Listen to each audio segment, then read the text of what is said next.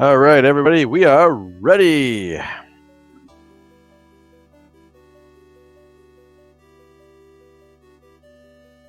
Get your Kamiko hats on. Hopefully they contain antlers.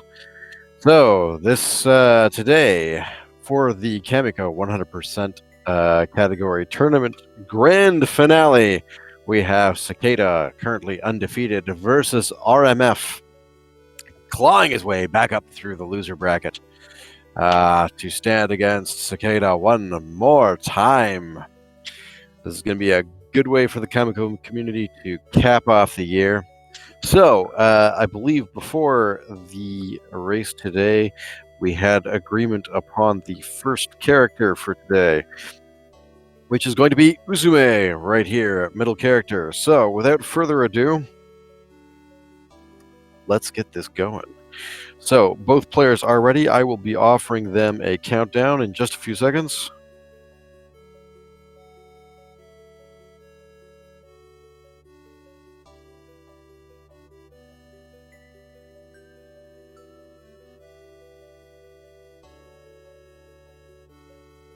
Okay, Cicada is ready.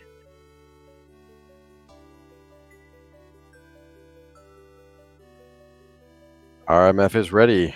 Okay, here we go. In 5, 4,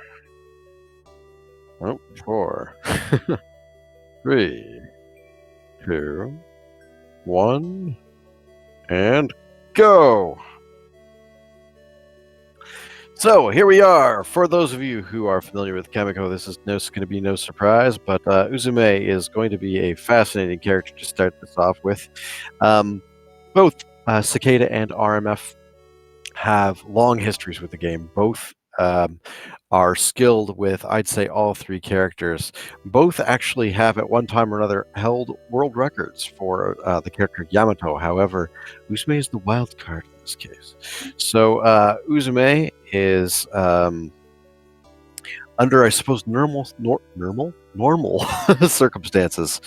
Uzume is the slowest character to play through with. However, something special about her weapon and her attacks allows us to have something much faster and perform some boss skills. So here we go. Looks like while things get synced up, it's going to be a bit of a delay, but here we go. For those of you who are unfamiliar with the story of Kamiko, the world has been inhabited for demons for some time. There is some talk of the mortal realm, or sorry, the transient realm, I suppose, in the English translation. Yeah, we are asked by a god to go and kick some demons' butt, restore the earth to the people. So, here we go.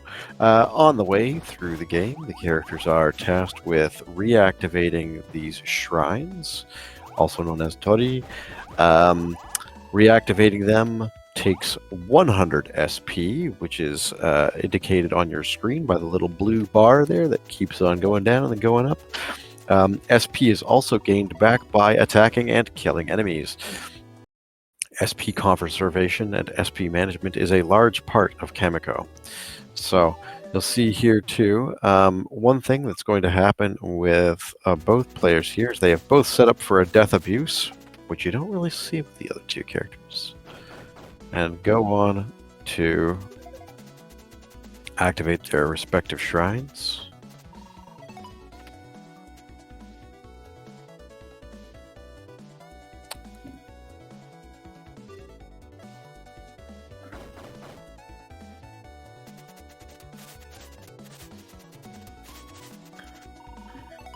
All right, chat, let's go. Who's excited?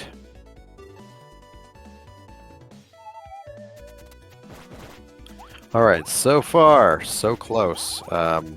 Both runners within seconds of each other. Very early on to tell. But for those of you who've watched past races, you'll know that it doesn't really take much to throw everything into chaos for a runner and knock them back a few seconds. So far, both players very conservative in their movement. And Okay, good stuff so far. So both players are currently doing what we call an orb carry. Any fans of orbs in the chat? So these orb carries often take them past many monsters on their way to the little pedestal where you have to place it. Orb. This is the grand finals, Trenton. Yes.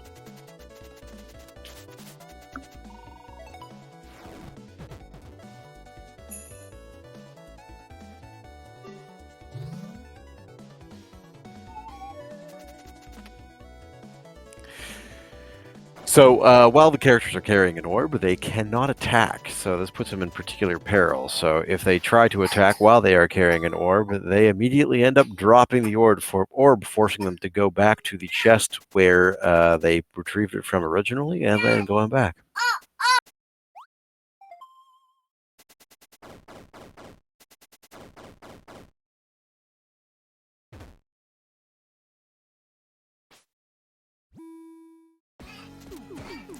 Okay, so both players here are entering the forest boss within, again, seconds of each other.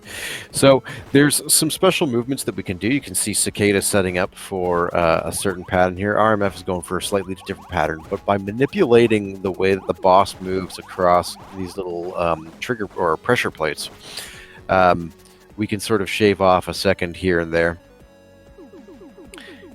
So ideally, for that first round, we have 2 hops, then 1 hop, then 2 hops, then 1 hop, and then you can see again here Cicada setting up for second phase. RMF will be doing it from a different angle. Fun thing about this is because there's a certain amount. Oh, RMF missed the placement a little bit on that, so it's going to have to sort of go back up a bit.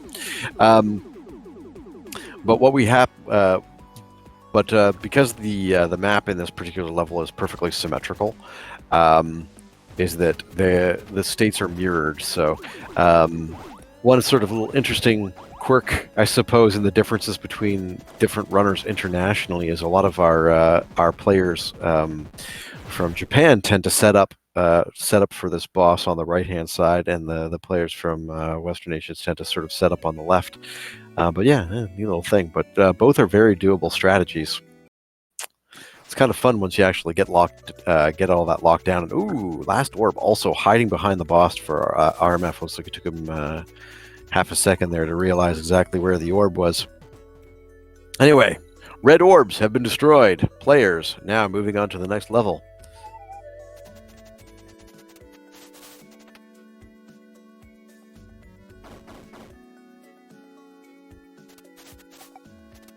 So this second level, called the Sunken Relics, is where things really start to get interesting with Uzume.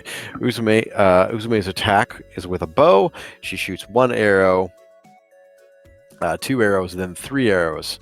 And because the 2-arrow volley and the 3-arrow volley happen simultaneously, it allows Uzume to pull off tricks which are frame perfect without having to make the player themselves actually try to achieve something that is frame perfect.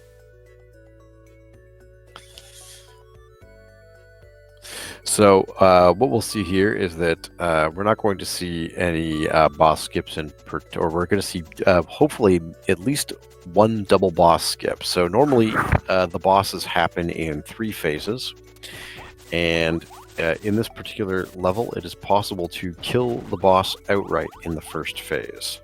So if both players are successful, that's what you're going to see.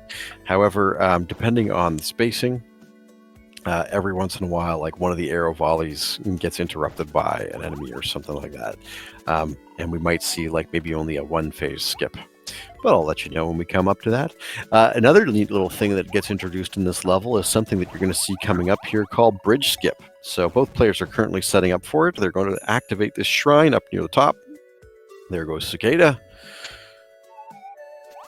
And Cicada is going to be going around to this little switch over on the left-hand side, killing the enemies there, pausing, and then unpausing while they flick the switch. And what this allows them to do is to basically move during a cutscene where our movement is otherwise limited. So we're going to see if RMF does it here as well. Oop. Takes the bubble.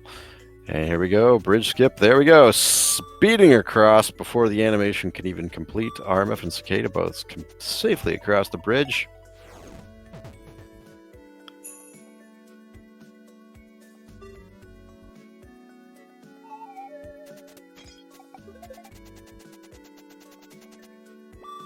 Okay, 3 shines down for Cicada, heading on to the 4th. They got 2 other things to pick up in this level. Both of the players picked up the SP, but both of them have to pick up the special item for this stage because this is the 100% category. And by golly, we're going to pick up everything. Cicada now carrying a key, a very, very long key carry, just like the orb carries. Cannot attack while carrying a key. Whoop! Whoa! Very nice dodge by Cicada. Also manages to avoid spawning in some enemies there on his way to the door. Let's see here. Oh, Cicada going there and unleashing a hamburger from a stone pillar. Yum yum! How long has it been there? We don't know. I don't know. You figure if it was placed there with godly powers, maybe it'll still be tasty. We don't know. Either way, full health, full SP. There we go. RMF gets the hamburger. Cicada picks up the final health upgrade that's in level here. Is heading up to the boss chamber, and there we go. So they got 1 more SP, 1 more health to pick up on the way.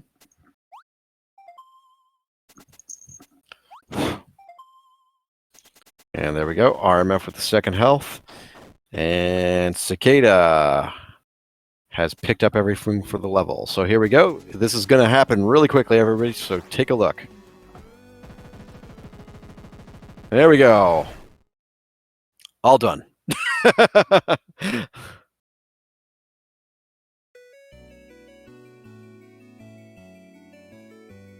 Okay, RMF not too far behind.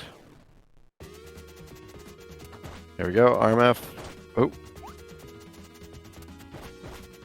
Okay, looks like RMF ended up having problems there with the skip just due to placement and whatnot. Sometimes you end up accidentally hitting one of the other sort of body segments of this boss, and it eats 1 or 2 of the arrows, in which case you're not able to pull off the skip. But looks like he's going to have to go, and now actually he'll have to be really, really careful here, because if he accidentally performs the boss skip here, or performs that little that trick with the arrows, it's bad news. You end up soft locking the game and you would have to start again. But no soft lock. He's through to the next level. Meanwhile, Cicada in the fiery labyrinth now shows off our next little bit of tech, which we utilize in this game. So those little door segments there, those happen to be what we call kill rooms. And those kill rooms have those gates. The gates end up closing and do not open again until all the enemies are killed. Now, 2 things to know about gates is 1, you can again sort of speed things up a little bit by pausing and unpausing before the gate animation triggers, and then that way you can just keep on running. Another thing that's going to become very relevant, although it can be done in the Scorching Labyrinth, we don't necessarily do it. But in this, those kill rooms are also subject to something that we call gate glitch. More on that to come. Oh, there we go. RMF does the gate skip. So it looks at this point, not getting the boss skip for RMF set him back quite a bit compared to Cicada. Still performing a very clean game though. So as you see here, he's setting up, gets the shrine. So that's 1 shrine down for RMF. So Cicada picked up the secret on his way by here. You might have seen Cicada pick up again, hidden inside of a stone wall this time, a statuette of a crow with an apple on its head. I think it's an apple on its head. There we go. RMF with the key carry. Whoop. Slips past some little creatures there. Those ones, the little red blobs, or the little blobs with the bat wings on them, we call Dramos.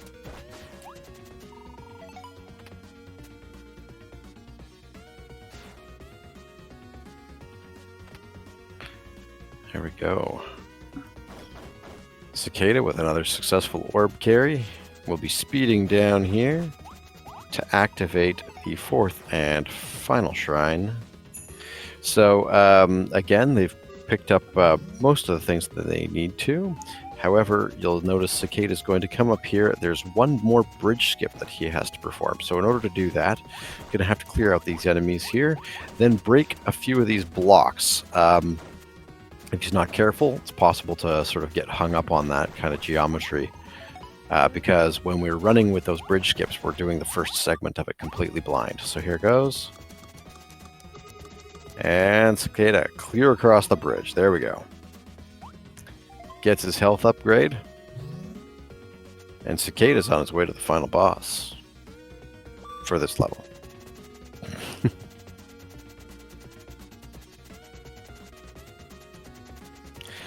Some other people might have noticed that on mic to me with Mike with me tonight was supposed to be MD Mason. Big shout outs to Mason. Thank you very much. Mason was instrumental in communicating with Speed Gaming and making sure that we had trackers and tournament organization and tournament rules. So Mason sends his regards. Wasn't able to sort of make it after all tonight for commentary, but everybody give big props to Mason. Okay, so here we go. This is the Scourging Labyrinth boss. You'll see that Cicada is currently fighting.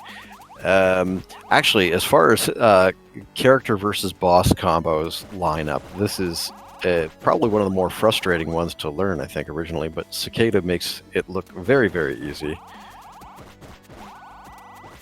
Okay, there we go. So it's it is notable that the forest boss and this boss are not subject to that the boss skips that we performed with Sunken Relics. Trust me, we've tried. If anybody can find out how to do that, that would be amazing. But as far as we've tried, and there's been a lot of people putting a lot of effort trying to find it, for whatever reason, the logic from these or this boss orb versus the boss orb within the Sunken Relics, and also again in the final boss, doesn't line up. There we go. RMF picking up the last two upgrades, heading into the boss. So Cicada is now on to the final stage. This is called the Ruins of Yamatai Koku. We will possibly be seeing the boss skip again during the final boss, except this final boss has two phases. There's final boss, I forget, we've actually identified what it is in code. I think it's like, it literally is just called Final Boss and Final Boss 2. So during the first phase, the first final boss phase, there's going to be no skip, but there will be a skip coming up for the second half of that. Cicada being nice and patient to get around those bullets. And there we go, one orb carry down. So still one key carry and one more orb carry to look forward to here. Oh, Cicada face checking a bunch of things. While RMF finishes up the third and final phase here. Looks like RMF is trying to headhunt that orb. Yeah, there we go. Well done, RMF. Okay. And here is possibly the scariest carry in the entire game. There's lots of different enemies. You see Cicada pause there for a second too, because every time we kill a cluster of enemies, there's a chance that they can respawn next time we transit through an area. And that particular Dramos in that one spot definitely likes to ruin runs. Many of a world record pace has been lost to this little white Dramos with the bat wings here. Okay, so you'll notice that Cicada also actually cleared out a good chunk of the enemies, but did not kill all of them. Is going to activate a vending machine by shooting an arrow into it. Please don't try that at home, folks. Please don't try that at businesses near you. Vending machines don't normally accept arrows. Okay, so Cicada is now setting up for the gate glitch. So he's going to kill all but one. Oh, and there we go. And he's going to be very careful to try to kill the enemy. Oh, and gets it first try. Good work, Cicada. So Cicada is going to be, now that he glitched out the gate, he's able to transit through that area again. And so what he ended up doing there was killing the last enemy while standing outside of the spawn zone. And then as the enemy is dying, transiting back into the spawn zone, which ends up sort of confusing the game's mechanism for controlling those gates, which respawns all the enemies, but it means as long as neither of our runners accidentally kill all the enemies in that room again, they should be able to go in and out of that kill room as many times as they like.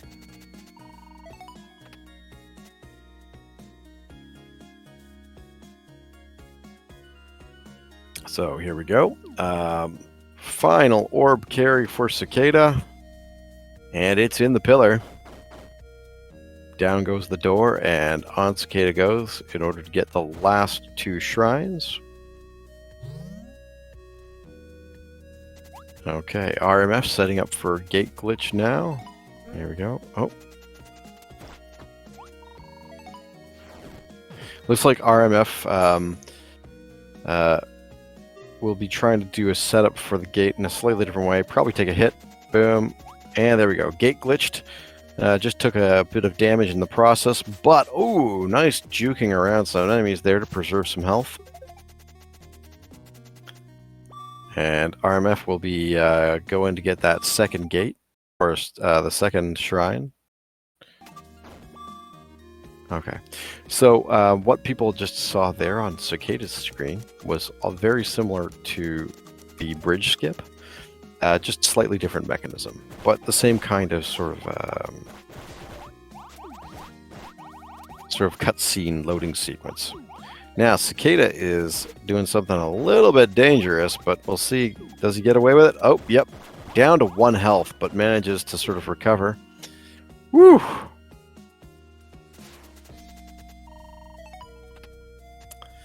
Gets the last health upgrade that is in stage. And it looks like he's going to just sort of tank his way through. Gets the final special item, again, hidden in a pillar. This time, a little statuette that the developer Skipmore has made for himself. Activates the last Torii, and Cicada will be heading on to final boss, phase 1.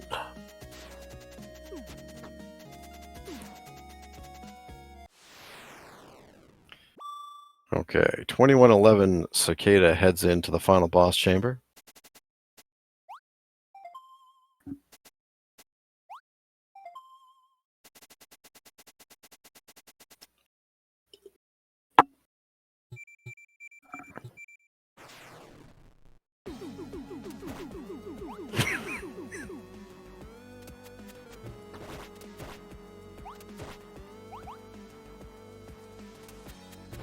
Now, as far as boss matchups that are unfair for, or matchups that are unfair for bosses, Uzume, as you can see, can just camp here in one spot and just land volley after volley and take care of these little discs that this first phase of the boss sort of cranks out here. So you might have noticed too that while those spikes were going there, Cicada was sort of tucked up into the intersection of 4 of those spikes. So it's a nice, easy way. Sort of avoids us having to run around a lot. And there we go. Phase 1 down for Cicada.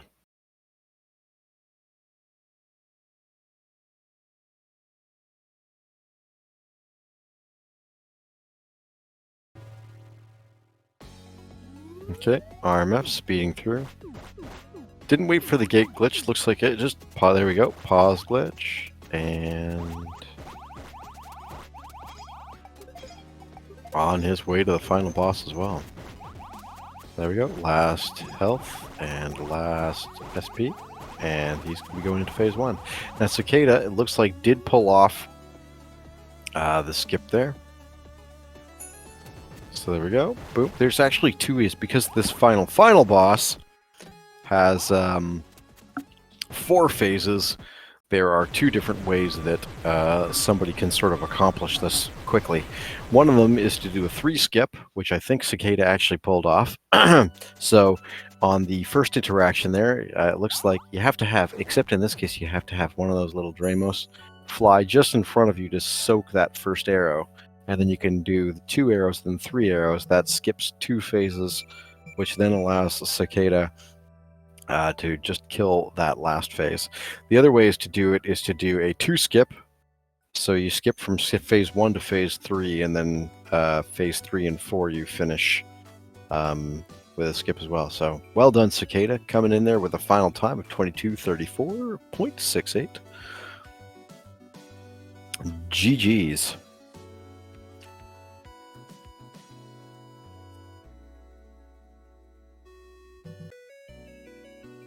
Okay, there we go. Boom! First phase down for RMF.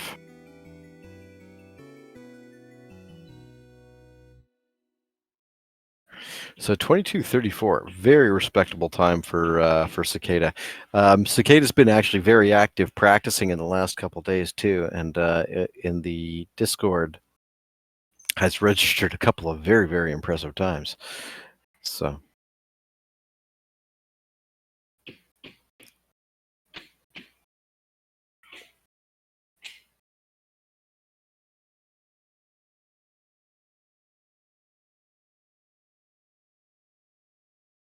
Okay, there we go. And it looks like RMF has forfeited. So, all right, well done, RMF. Here we go. Everybody's doing great. So, first game here goes to Cicada. And I will just check in with our runners here to see what will be the choice. So, the choice for the next character will be going to RMF. RMF has picked Yamato as our character. And this is going to be a very interesting run, everybody.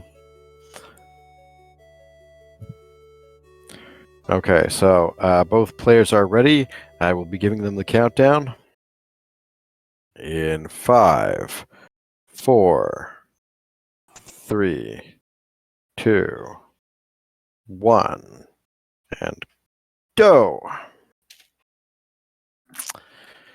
So, Yamato is the character on the left here with the blue hair and the antlers and the giant sword. Yamato also actually has the benefit of being the character with the fastest attack in the whole game.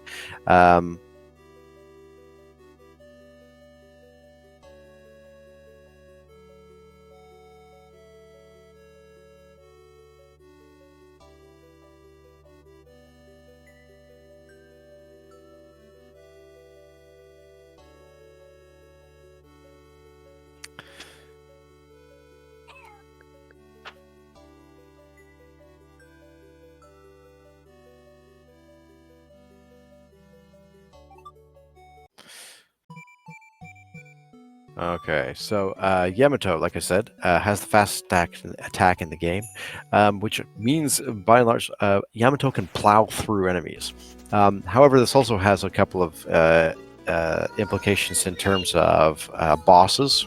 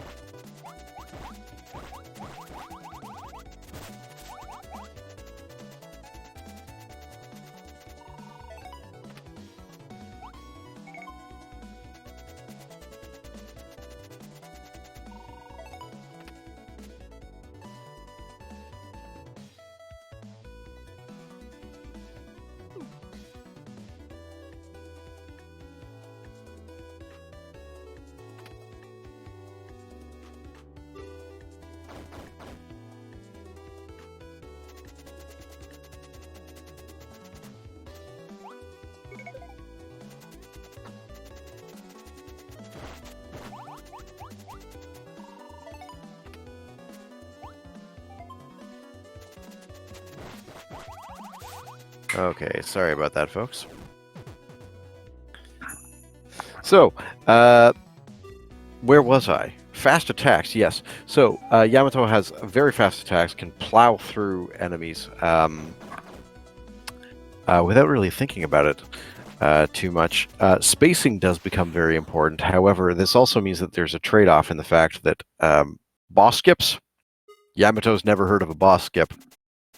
Yamato likes doing things the hard way.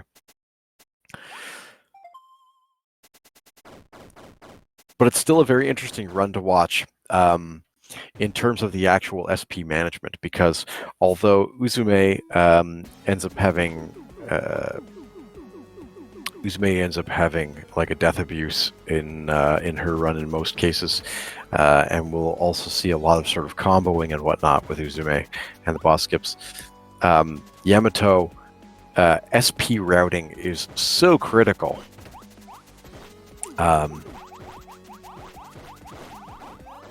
But you'll see the strategy change as things go along, because as the characters get more and more health and more SP, you'll notice that every once in a while, caution will be thrown to the wind, and sometimes, as long as there's enough SP to accomplish very specific things, you know, Yamato might occasionally face tank an enemy.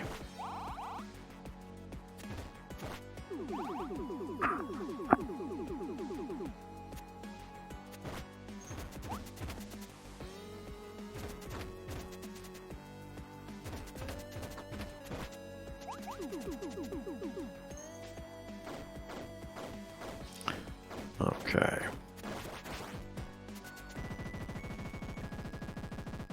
Oh! Looks like RMF had like some sort of weird little collision there on the side with the world geometry. If you're stuck up against a wall, sometimes Yamato's sword won't swing, but yeah, whew, just within seconds of each other again here at the beginning. There we go. Yamato, one sword swipe. Right on through.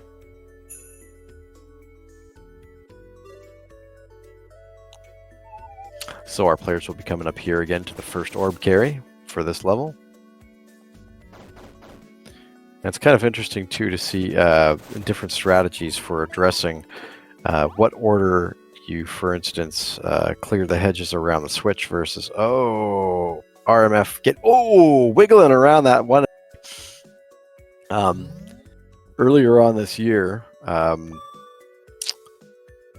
of the people in our community, Henny022, ended up discovering what the exact boundings are for the enemy hitbox and hurtbox. So although we sort of understood on an instinctual level what we can get away with, we were given an insight into exactly where those hitboxes and hurtboxes were. So when you see a player in Kamiko get really, really close to an enemy and it looks like there's sometimes overlapping, it's done with calculation and precision. Yeah. RMF clearing out those enemies a little bit.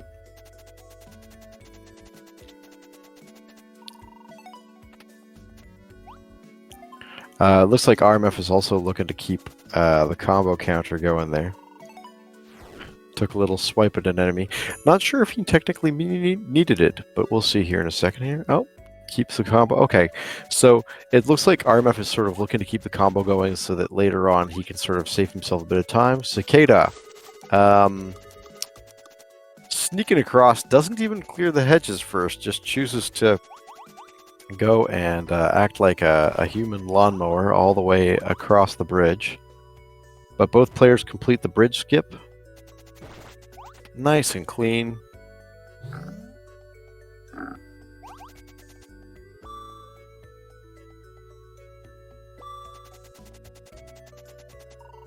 I think RMF is probably going to go right there. You go. Yep. Plow right through.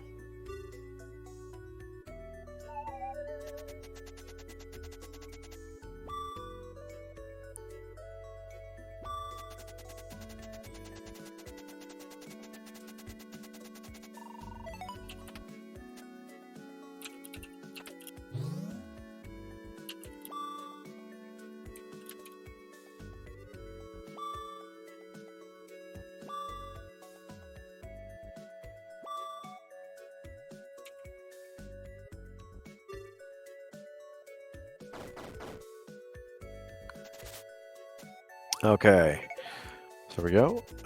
Cicada has decided to eat an old hamburger out of a stone pillar. RMF with enough SP left over that he can activate the shrine without getting the hamburger first. He's probably looking to pick up the hamburger on his way back up to the next chest. There we go. Om nom nom nom nom nom nom.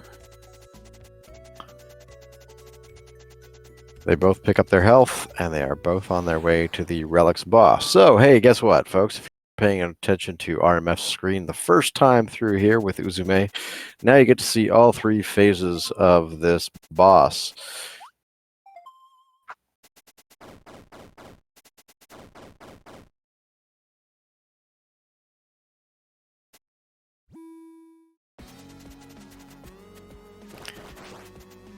So there we go. We know roughly the patterns are the same on the bosses every single time, so it is possible to sort of predict exactly where they're going to be. But so this second phase here, the boss sort of follows you around. We wait for the orb, go through a portal, and hopefully off the orb in just one shot there. Boom, it's done.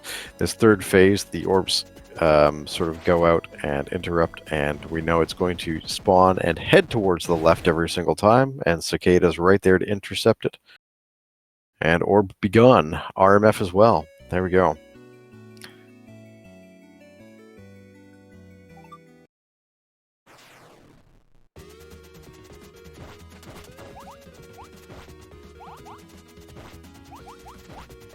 Well, it's like just about 10 seconds separating the 2 players at this point.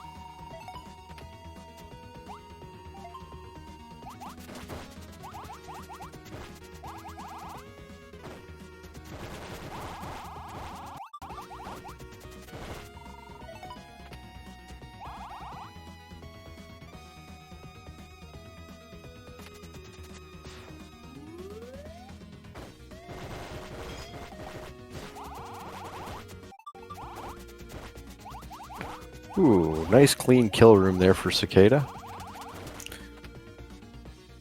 Now it looks like actually there's a bunch of sort of...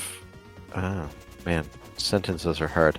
So there are a couple of different strategies that people can take in terms of their routing for this little section here. Frequently, but not always, players will end up opening up the door over there on where we pick up the crow statue first. It just all depends on how much SP you have, really. But it looks like both players, so RMF opted to open up the door first on the chest. Excuse me, the door and the chest first, whereas Cicada came back to do it. But same general idea. I think we'd have to time that out to see which one. But like I said, it largely depends on how much SP you're carrying going into that section. Cicada goes back, picks up the crow on the way back. Looks like RMF is going to do the same. There we go. There's the crow. And they keep hacking and whacking and whacking. Here we go. Through some little bricks.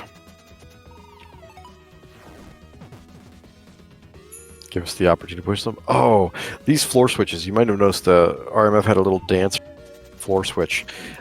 For whatever reason, and we don't know exactly why, but the floor switches will get stuck.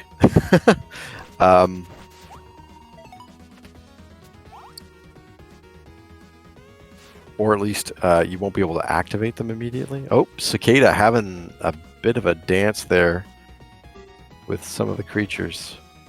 Not making it easy on them, but it does allow RMF to close that gap quite a bit. Gains back maybe a second or two there. Nice spacing from RMF, digging around those enemies there. Both players setting up for the bridge skip. Cicada being very careful around. Yeah, gotta make sure that they don't those little firebugs don't wreck your day. Oh, Cicada has to reset, and RMF pulls ahead. Woo! So the timing on these bridge skips is really tight. So this is an incredible opportunity for RMF.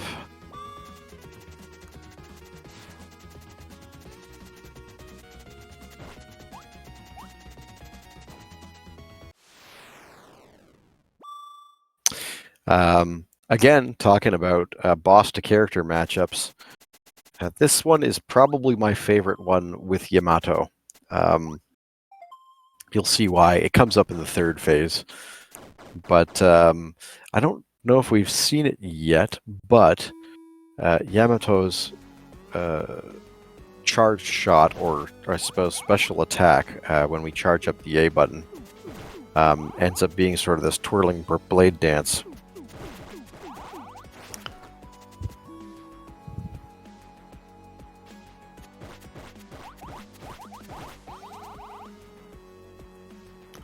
And this means that on the third phase, when it's dropping all those creatures, we can do the following on RMF screen.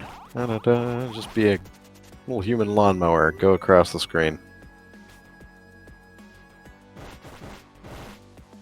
Now RMF might set up slightly different here because the orb, the boss orb, will spawn randomly between the three ones.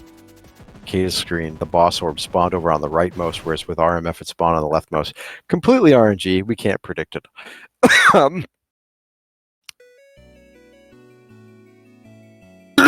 So you just have to take your best guess. RMS face tanking a bit of damage, clearing out some hedges to make life a little bit easier for the key carry coming up. Cubs down, locks down the room, and setting up for the first orb carry for the ruins of Yamato-Koku.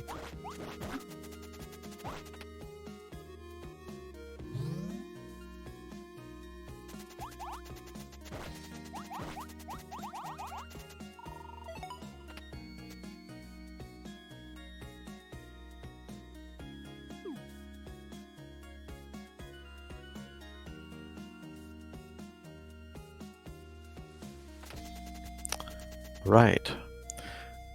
Both characters with their first orb carry accomplished. And just within seconds of each other. This is wild, everybody. Cicada really turning on those afterburners, trying to catch back up again. So all it's going to take is a little bit of trash mob RNG to ruin one of these players' days. Whoa, but RMF just going for it, juking around some of the little angels there. And Cicada, oh no! So Cicada looks like took a little bit of damage there, drops the key right at the gate, and then is forced now to sort of backtrack and get the key all over again.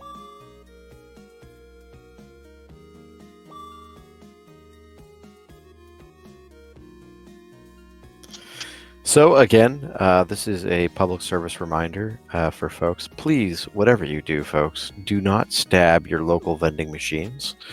While in Kamiko, this does cause bridges to, spawn. You will find it quite the opposite in real life. So RMF ends up getting the gate glitch here. It's just powering through. Now, things that, based on my knowledge of how these two players tend to do things, we might see Cicada gain back a little bit of time later on with the second kill room. And this is largely because, in most circumstances, RMF tends to just sort of avoid fiddling with trying to actually get the gate glitch to take place in the room with the statuette. Oh no, RMF now with an orb drop.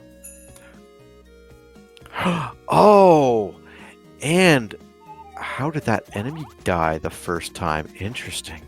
Okay, so RMF, though, managed to actually quickly pull off the gate glitch and is just going to go for it. Whoa-wee! That is incredible. He's going to end up dealing with some bullets, but wow, good recovery from RMF. Holy macaroni. That was absolutely wild. That is some pro level juking, everybody. Okay, RMF heading up to the third shrine. Cicada, also on the way up to that shrine, but they are now neck and neck.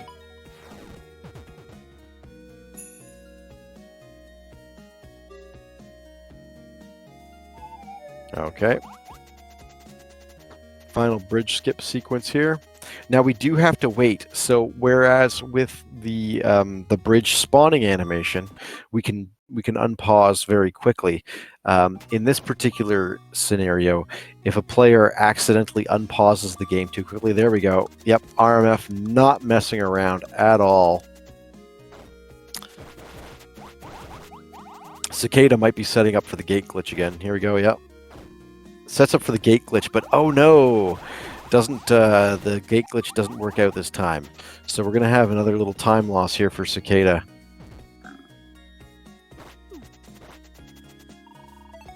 A lot of the tricks that we do at very high level play have a very massive risk to reward ratio. So you're gonna see Cicada probably. Yep, Cicada's just going to completely ignore the gate glitch this time. Choose to do the human lawnmower and zip right through. So RMF in the lead. Heading into the final boss component. Picks up both items.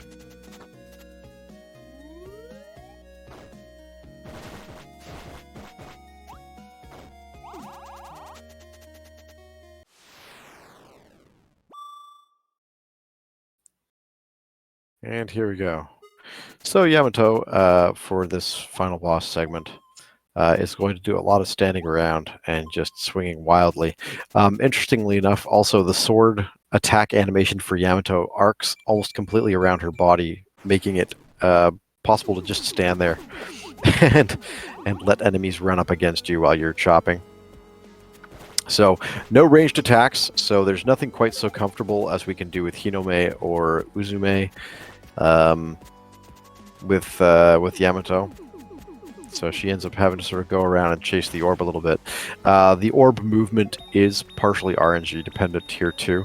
So if one of the players gets a really bad bit of RNG for the disc movement, could waste a couple seconds here and there. Oh, Cicada end up having to chase it around a little bit.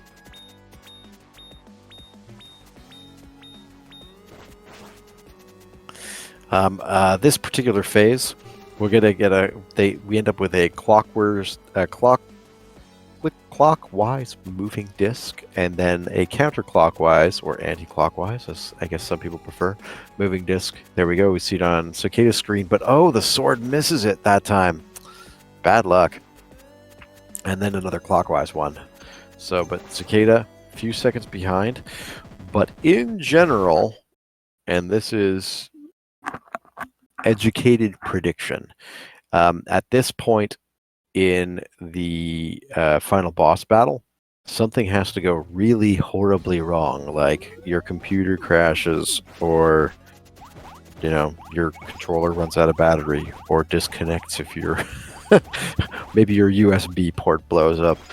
But it looks at this point that RMF might take this set.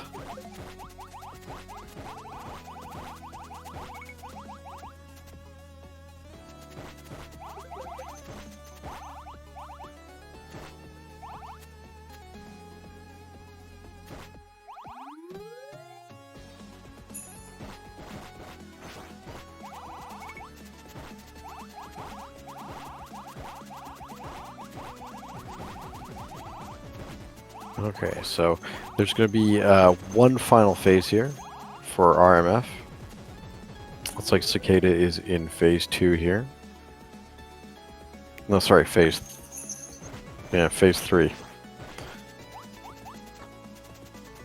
So phase 4 does happen to be the longest. Requires a lot of waiting. But each time, the characters have to build up enough SP in order to go through. In the case of Yamato, that can be as much SP as you want. However, on characters like Uzume and Hinome, especially Hinome, the more SP you have, the longer the animation for her special takes to complete, and that's sometimes undesirable. But there we go, locking it in, 2305 for RMF. GG's. And Cicada not far behind. So, everybody, guess what? The players have it at 1-all. All right.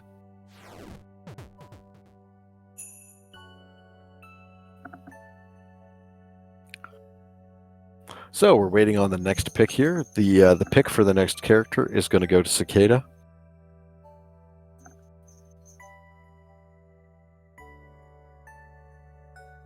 Yeah, that's right, chat. Show some love.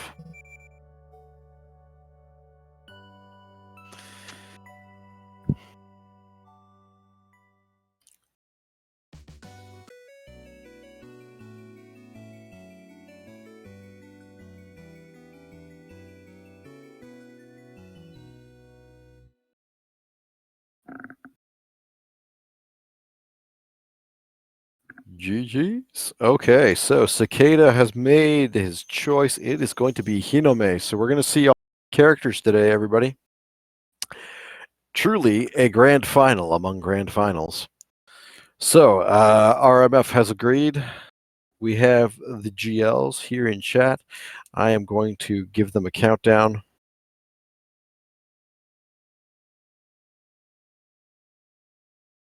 All right, here we go. In 5, 4, 3, oops, 2, 1. Oh, wait a second, hold on. Waiting. I've been asked to abort. So, chat, tell me, for those of you who are tuned in at the moment, how many of you have caught previous rounds here?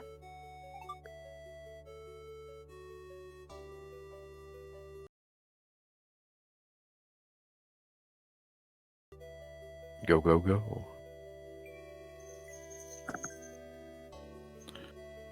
Okay. So I have the ready from Cicada. I have the ready from RMF. Okay. Here we go. In 5, 4, 3, 2, 1. Hold on to your butts, everybody, because here we go. Hinome is the character. So Hinome, for those of you who are new to Kamiko, is this young shrine maiden over on the right, wielding a dagger and a pretty awesome looking shield. And some of you might be thinking to yourself, aha, what's she going to do with that dagger? The question isn't what's she going to do with that dagger. The question is, what's she going to do with that shield? The shield is the most powerful weapon in the game. It is possible of killing any one of the normal enemy creatures in one hit. The other neat little feature that it does is it acts like a boomerang. So wherever the players choose to throw it, they can move to a separate location and the shield will track back to them. The only downside to Hinome, as far as I can tell, is that she does not have antlers. It's very disappointing. Contentious to sing, I know. But here we are. So Hinome, a couple of interesting things that are going to crop up here. One, because she is a ranged attack character, and also because she can do damage with both her shield and her sword, this does open up the possibility that on the Relics boss and on the final boss, skips can happen. But because a player has to do it manually, that means that the player has to be accurate to within 1/60th of a second. So, will it happen? I don't know. We actually did have a case earlier on in one of the previous matches where one of the players accidentally pulled off the skip on the final phase of the Relics boss. Oh, Cicada opting actually to build up some SP again by doing a death abuse. Interesting decision there. RMF is choosing a slightly different tack.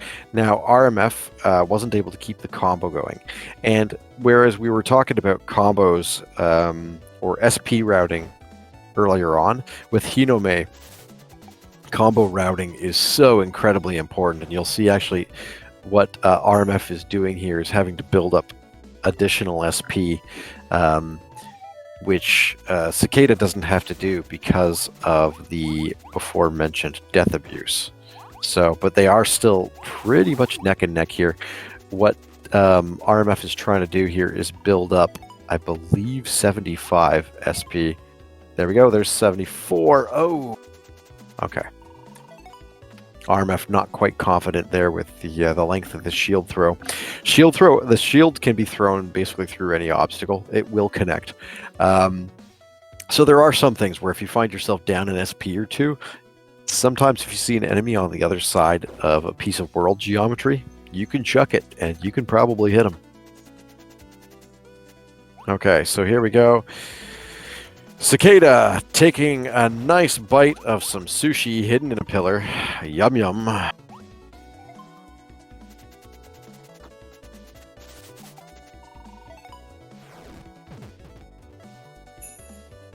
When you're hungry and you don't care where your sushi comes from. Pillar sushi.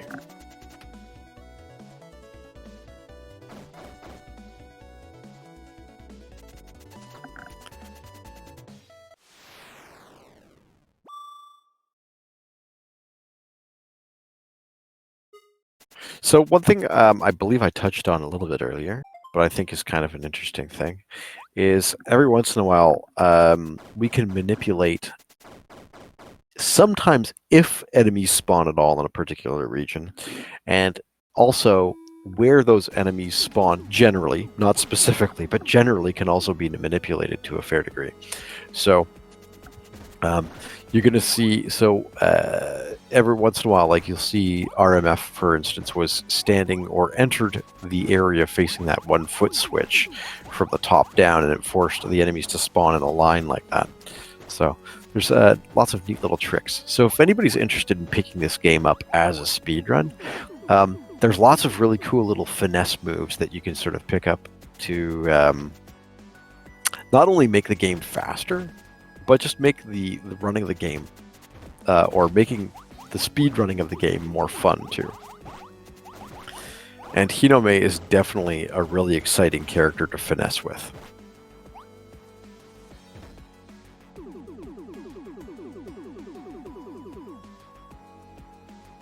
So just so everybody's clear here, this particular grand final is set up as a best of 5.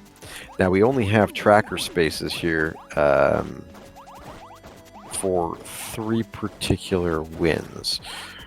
So after this match, we're going to have to just keep everything in mind. If it goes to 4th, well, if it goes to 4th, not a problem. If it goes to 5th, that's going to be really, really interesting.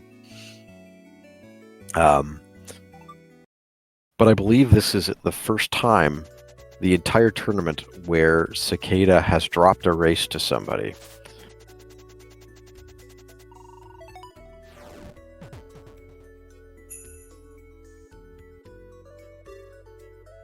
I'd just like to point out at this time too, is both these players are incredibly consistent and just amazing at the game. Both of their sort of set of fundamentals are absolutely marvelous. So, oh, there we go. Interesting routing. So it looks like Cicada has taken probably a 10-second lead off of RMF here. And it just sort of comes down to, again, throwing the shield. Although the shield does do that sort of boomerang effect we were talking about, the actual act of throwing out the shield takes quite some time. So over the course of a level, the more times you attack, or you are forced to attack as Hinome, the more time that you just bleed, which you sometimes can't get back. So whenever you throw the shield as Hinome, you have to be extraordinarily judicious with it. And in some cases, with Hinome, we're cutting it within maybe just a handful of SP to make sure that we keep those shield throws down. Okay, so both characters, just so it shows a slightly different order in which to do the SP upgrade versus the foot switch for the door here. Okay, looks like RMF is going to try handling these enemies on the way down. Nice, clean bridge skip for Cicada.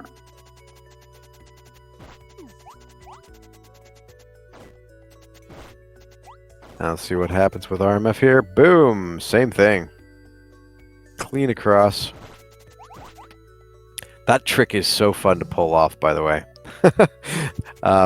Even if you don't end up speedrunning it, but if you're just looking to play the game casually, it's a fun trick that you can sort of show off to friends if they've also played the game before.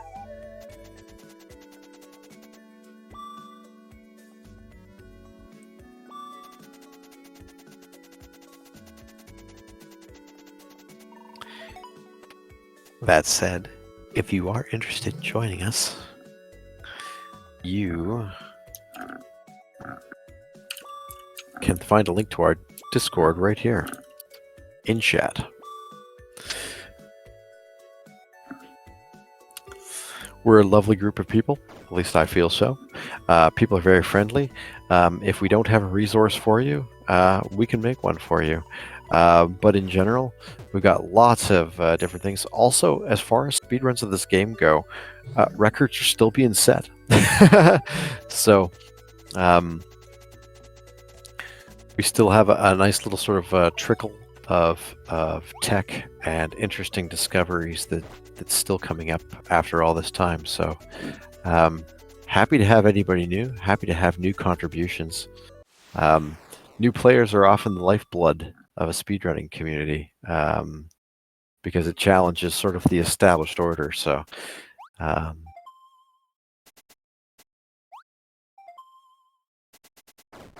welcome you all to come in, see if you can knock us off your throne, or our thrones. Yeah, something like that. Words are hard. I'm tired. Okay. So it looks like Cicada might have been trying to set up there for a skip, but is going to be forced to sort of go through the boss fight normally. Goes for like a little bit of tech, which sort of makes the waiting for the second phase shorter.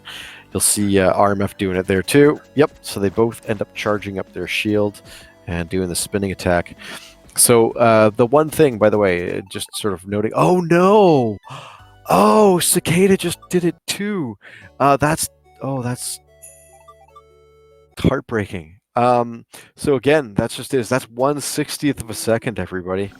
1/60th of a second, which under the right circumstances could have been a massive time save for Cicada, means that he ends up having to sort of quit the game and reset. So, oh my heart, that's not fun. So Cicada's going to have to replay the whole boss here, and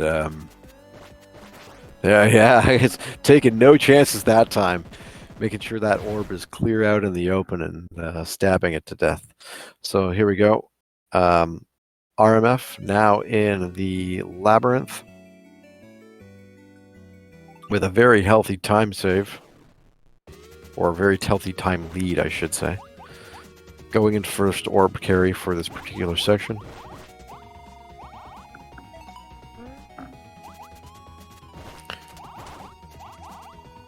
Opts to do a charge shot here in this kill room. Okay, going for the door. And looks like won't be opening up the chest. So it looks like RMF is sort of opting to pick up the chest and the crow at the same time, maybe.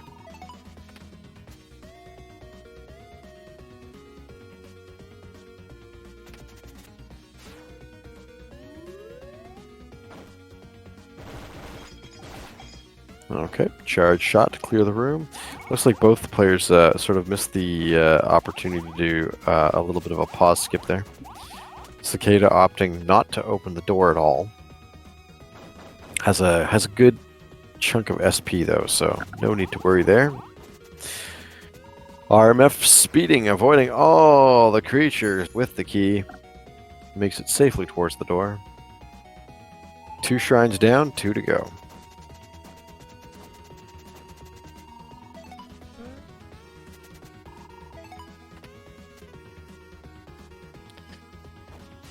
Okay, chat, so out of the 3 playable characters you've seen so far, what's your favorite? Blue, green, or red?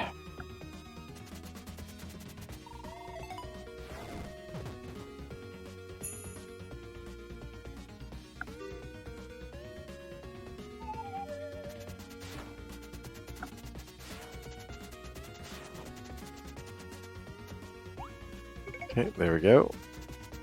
Crow accomplished for both.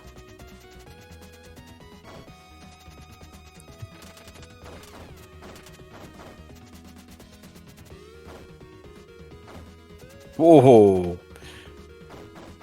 RMF making sure to clean out all those creatures to make a nice, quick orb carry on the way down. And Cicada, not far behind. Cicada's just making up time. Absolutely wild. Can't recall if I've said it this particular race, but Cicada is so talented at this game. Hey, X, you're legally obligated to say yep. Fair. I understand. Here we go, bridge skip happening, and F clean across the bridge. Gets the health. Okay, looks like Cicada is having a bit of problem. Now it's interesting too. I guess both players being very marathon safe here. Take a lot of time to make sure to clear out all the bricks. But Cicada this time not getting not having problems with the bridge skip. Flies across that bridge. Face tanks a couple of fireflies and heads up for the final.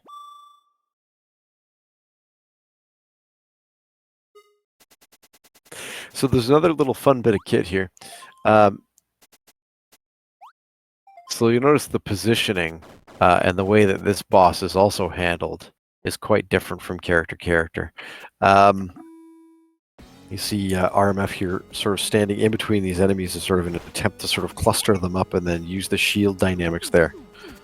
Nope, there we go. Doesn't even need to deal with the second pocket of them though.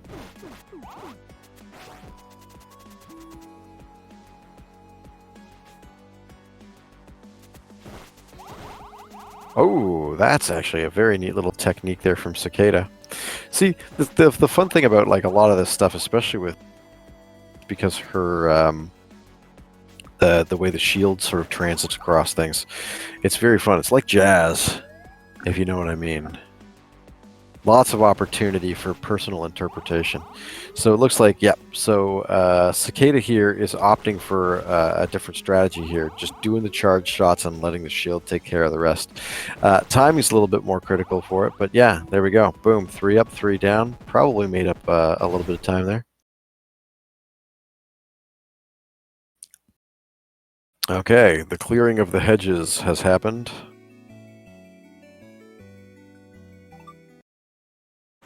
While RMF speeding towards the first orb carry in the ruins.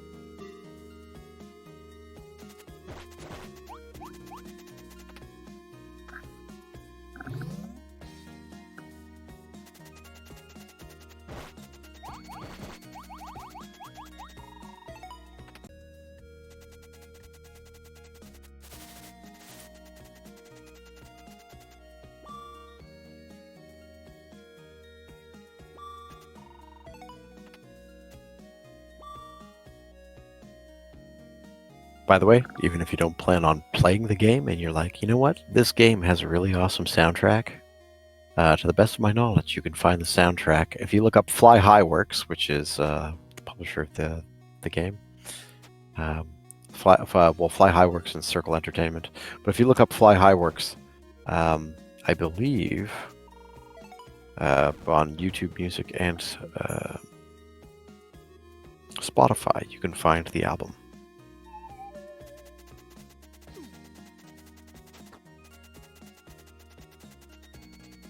Cicada, good luck this time, and actually just a lot of nice solid patience this time, making sure that that enemy doesn't spawn right in his face. Gets the key, doesn't have to retraverse.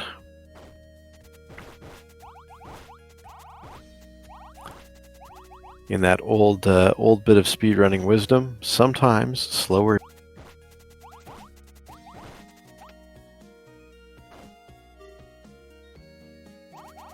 Okay, RMF. Post kill room here. Looks like going to be heading across. There we go. One more shrine activated. And okay, cicada kill room glitch, not a problem. But oh no, ends up face planting on one of the gunner characters there. And it's going to end up having to redo the whole thing. So bad luck, cicada.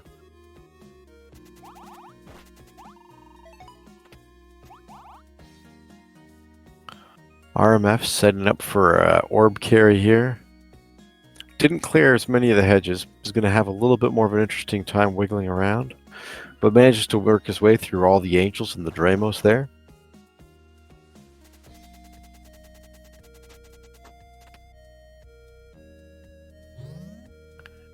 Okay.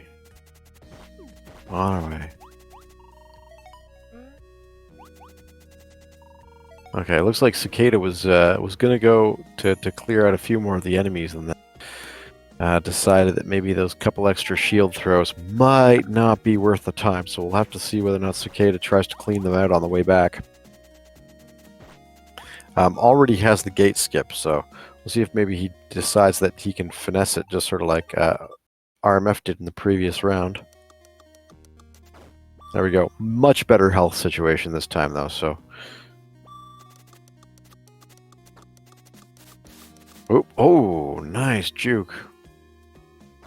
And RMF ends up actually having a problem with the pause skip.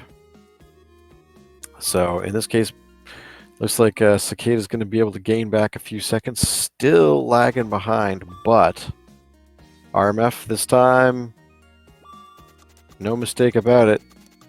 Zippity zip through those gates. Gotta watch out or else they stomp you, but there we go. And there we go. With Hinome here, when we do a charge shot there in that kill room, it's possible to kill all the enemies and activate all the vending machines required to open up a bridge. So, you know, that's fun.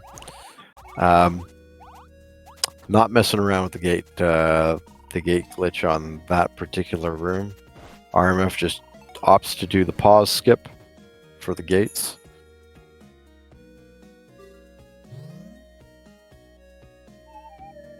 It's one of those old sort of like the speedrunning kind of things, right? It's that sometimes when you're in a marathon situation or a race situation, much different than when you're going for a PB. That would be true, except for the fact that Cicada is amazingly consistent. So, all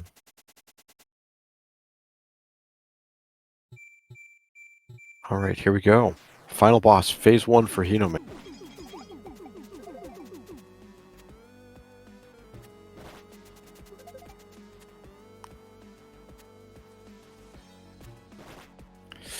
So, you don't, because Hinome's shield does have a maximum range attached to it.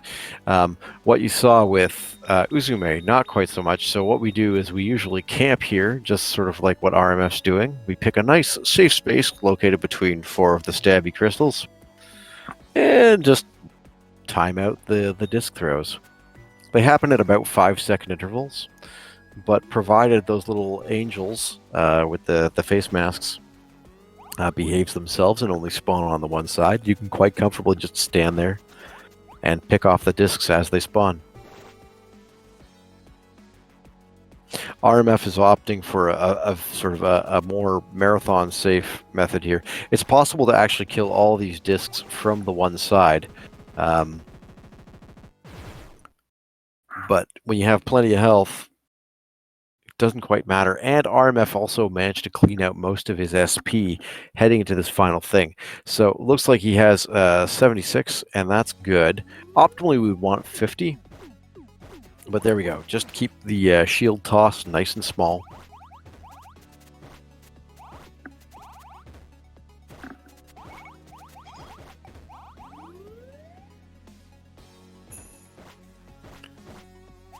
There we go.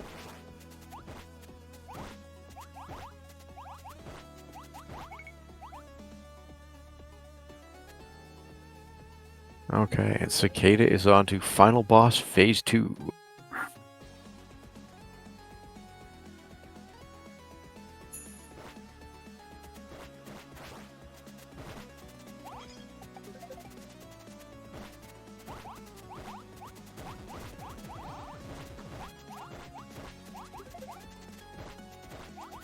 Now, what'll be interesting to see is if you look at the timing of Cicada's attacks, I wonder whether or not Cicada will actually try to pull off a skip here to make up some of that time that he lost earlier on to RMF.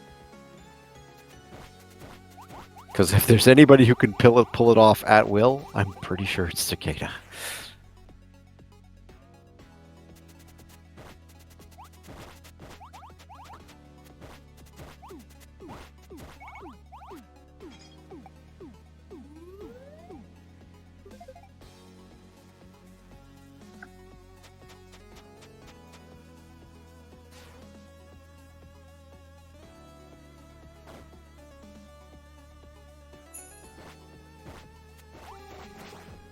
There we go. We have the clompy hands. One more crystal to break. And looks like RMF is going to have it.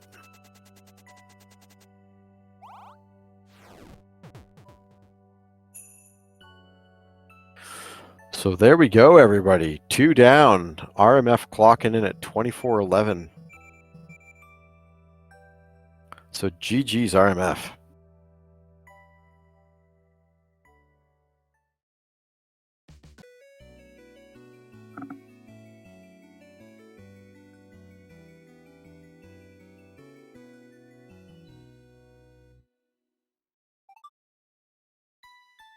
And GG's to Cicada. Not far behind. Making up time. I can't stress enough exactly how impressive it is. Cicada just manages to pull time saves out of everywhere. So 24:55, like 44 seconds behind.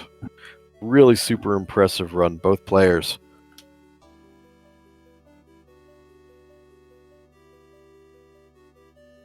Oh, thank you, chat. Yeah, show them some love. Okay, so there we go. We are currently at Cicada with 1 game and RMF with 2 games. So keep in mind, this is best of 5. So RMF is 1 game away from clinching it, but there is still a chance that Cicada can come back and take this. So just gonna wait here. So let's see here. See if I can wait for the decision here.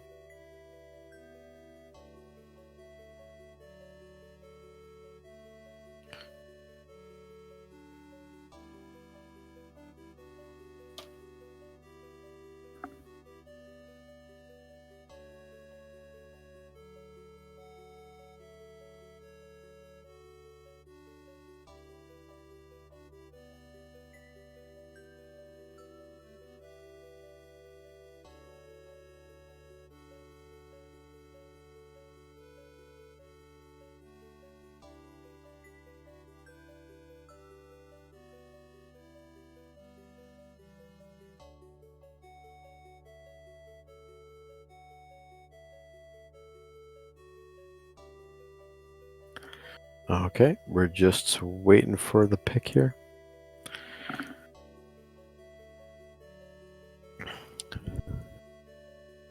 So, I'd like to give a shout out to a couple of communities here that I notice in chat. I'd like to give a big shout out to Cicada's community. You guys are all very welcoming and friendly. I wish I knew how to say that in Japanese, but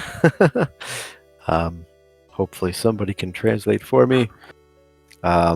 Thanks, great to see you from RMF's community, and thank you, Standby, for coming in. Standby sort of regularly when I stream, so thank you all for supporting Kamiko, and welcome Raiders.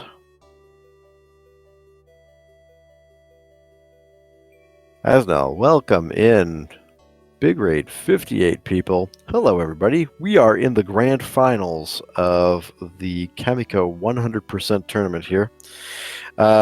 We are at game 3, about to start game 4. We have our one player, Cicada, with 1 game, and RMF just put the cap on game 3 here. So here we go. We now have our characters selected for round 4. It's going to be Hinome again, everybody. So I don't even have to change the tracker. Woo! And I will be giving the players a countdown shortly. So, Asnell. Did I get that right? I hope I got that right. Welcome in. GG's. Okay, so here we go. I'm going to be giving them a countdown. Here we go. In 5, 4, 3, 2, 1. Let's go! Oh, thanks. Appreciate it.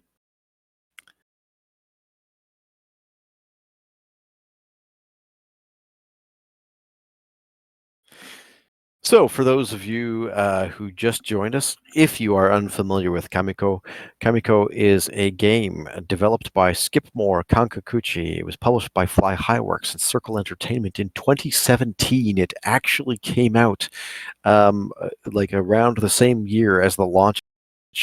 Came out on the Switch, later made its way to Steam, later made its way to PS4, to Xbox, whole number of services. Wherever you want to find it, you can find it. Now, both of our players today are playing on the PC version.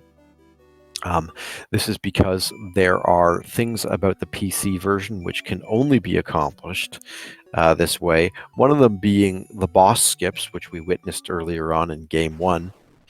And there's also some things that become a little bit easier. I find bridge skips, for instance, are a little bit easier, and some of those other little pause exploits that we take advantage of too. So here we go. We just completed a match of Hinome. Hinome is this character. She has a shield and a dagger. She is awesome. She happens to be my favorite character. I'm not going to complain about more Hinome runs. So she's a very sort of finesse-based character. The fact that you can have your shield working in multiple different geometries as you walk around the map makes her a lot of fun to play. So we're going to see a little bit of a difference here too. Looks like Cicada set up for a death abuse again. RMF is going to just make it happen. Looks like he's got a full SP count. There we go. Keeps a combo going. So we're going to see actually how this plays out. So so Cicada still has to come up, hit the foot switch, while RMF has just activated the shrine, keeps the combo going. And actually, that's nice. So he's got a nice big SP cloud going on there, which means now, even though they're sort of neck and neck with the key, okay, yeah, both of them should be fine, except Cicada is going to have to kill a couple more enemies to get up the last 25 SP. The reason why I say that, for anybody who's unfamiliar, there is this SP counter, that little blue bar, and the chests that we see these characters sort of working through require 50 SP to open. Now, there's 2 chests back to back here that they need to open, but one of them contains an SP chest, which raises your SP by 25. So if you have 75 at least going into that, you subtract 50, you get an SP container for 25, which gives you the 50 to open up the second chest. So here we go. Whoa, neck and neck. Both characters very hungry, very hungry. Hinome needs some sushi.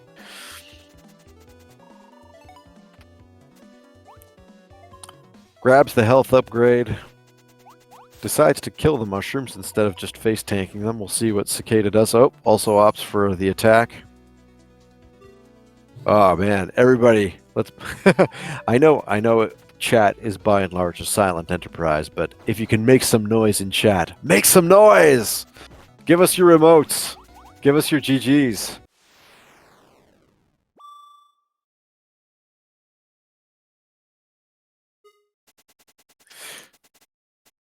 So we're going to see a couple things coming up here. Again, stylistic player differences. So right now, RMF has a slight lead going into the boss chamber here. However, RMF tech, which is, I suppose, a little bit more safe for doing these boss phases. And it looks like Cicada, if Cicada pulls off all of the optimal tech for standing in these locations, might be able to pull ahead of RMF.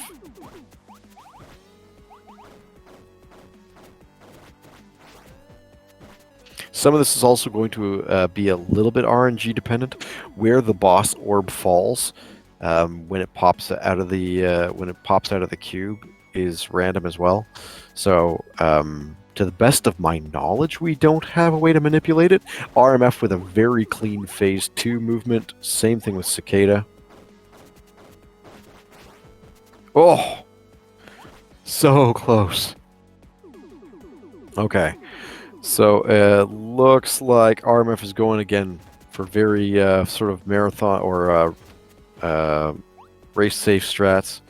Cicada nails the phase 3 optimal movement.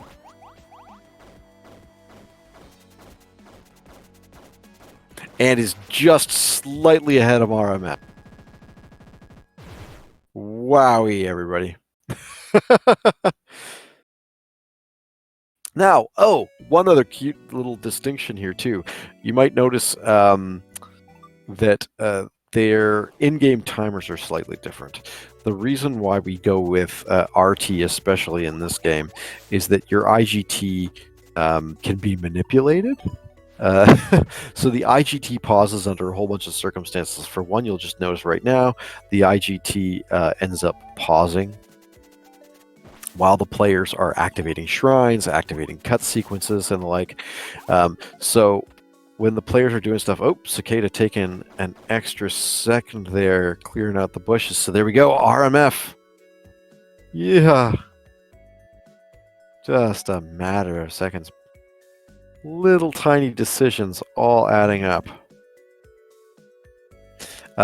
So the IGT, especially if a person performs a death abuse. Oh no! RMF ended up, I guess, pulling away from the pillar just before pressing the button to drop the orb into place, and ends up dropping the orb instead of placing it. So, unfortunate execution there.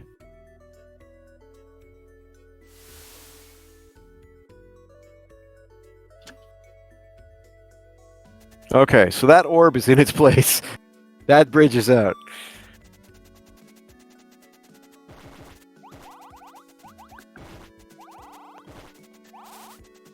So Cicada, speeding ahead, ends up getting the SP upgrade for this level. Has to do a little bit more clean out here of the creatures around the base of the shrine. But looks like has otherwise set up perfectly. Gets a little bit of safety health. That's not a bad idea. Oh, and is trying to perform the bridge skip. Here we go. And no problem. Clean across. Well done, Cicada. RMF setting up for the same. Now this is going to be interesting. We might actually see, depending on how risky RMF is feeling. Oh, nope, not feeling risky at all. Goes for clear. Oh, and misses the pause skip for the bridge skip. So once you do something like drop an orb, it can really shake your nerves.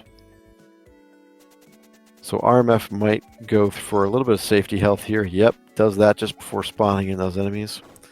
Good idea there. Decides to take a nice safe route and clears out the enemy. So Cicada now embarks on the biggest carry of the level here with Key. Gonna have to go through 2 teleporters, skirt around some enemies, and then hopefully also not spawn some jelly in there. Ooh, spawns in the jelly, but it's far enough away that it doesn't cause a problem for him. Has 26 SP, so he's gonna have to go and get a hamburger out of a stone pillar. Activates the Tori. And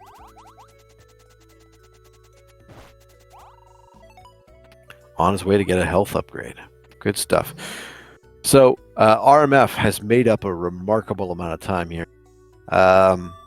Still on the key carry, still probably 20 seconds behind at this point. But things can change fast. There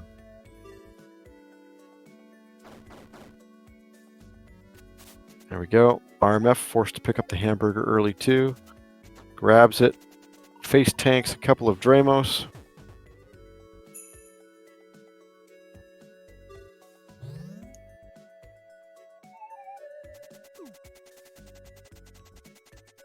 Okay. If I'm being really nitpicky, a little bit of suboptimal shield movement there, but sets up for, a really clean phase 2 for Cicada.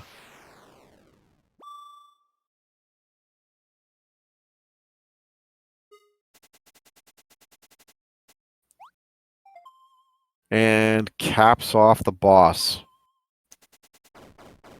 GG Cicada, good work. Okay, so Cicada now moves on to the Scorching Labyrinth.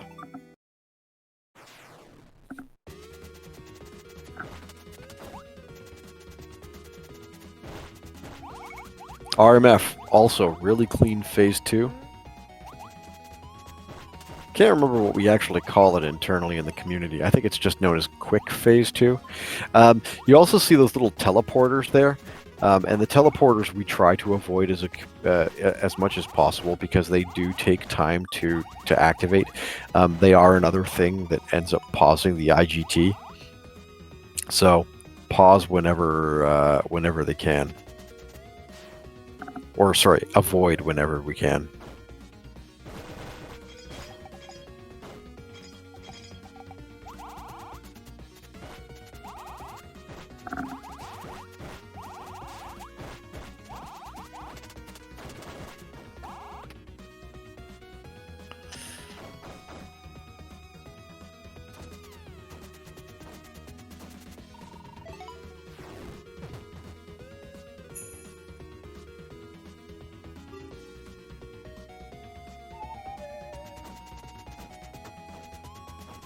Let's just have a moment to appreciate the soundtrack, shall we?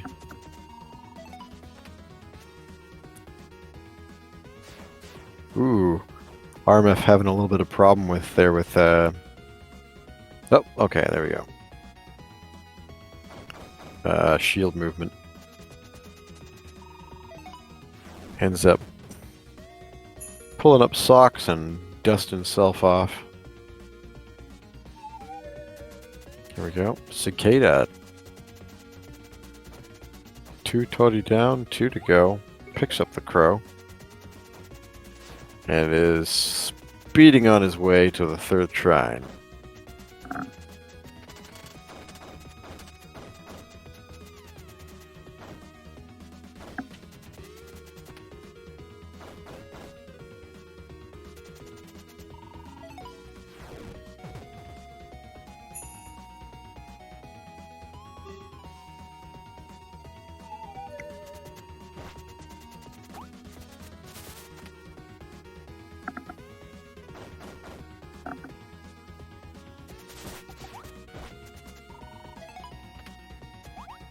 Okay, so cicada onto the next orb carry. It's in there. All carries completed for the Scorching Labyrinth for cicada, so only thing left to do is cicada's had a little bit of trouble with tonight, which is getting these bridge skips in order. So this one, I think on 2 separate runs, has given cicada some problems, so I don't know if history repeats itself. This might be RMF's only opportunity to sort of get it, because it looks like cicada is just booking it.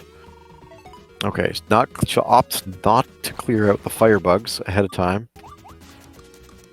Here's the skip. Oh, there she is, and makes it across. Good amount of time. Gets hooked up a little on the level geometry, but not too detrimental there.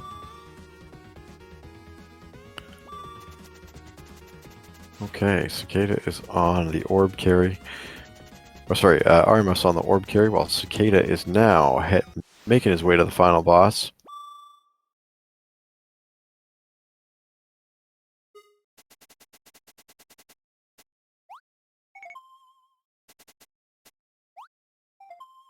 Boom. Good old-fashioned satisfying sound. Okay, RMF. Ooh, going for something a little bit risky here. Only clearing out the rightmost bricks. So this is going to take a bit of precision here, but oh, gets hooked up on some of the level geometry there. Oh, no, misses the pause, but still managed to make it across. So not too much of a penalty aside from having to wait for those cutscenes, though.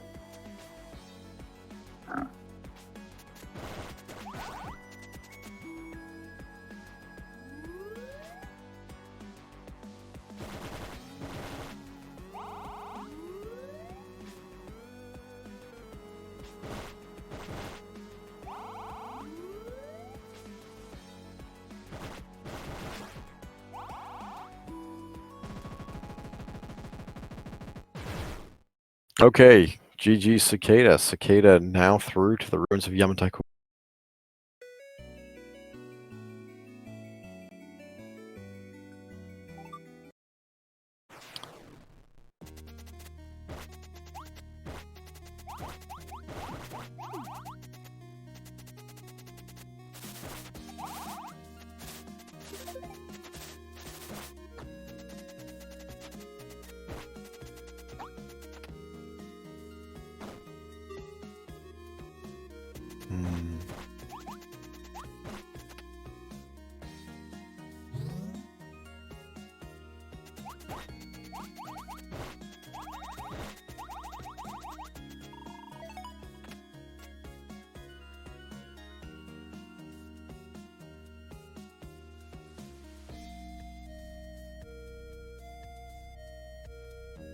Oh.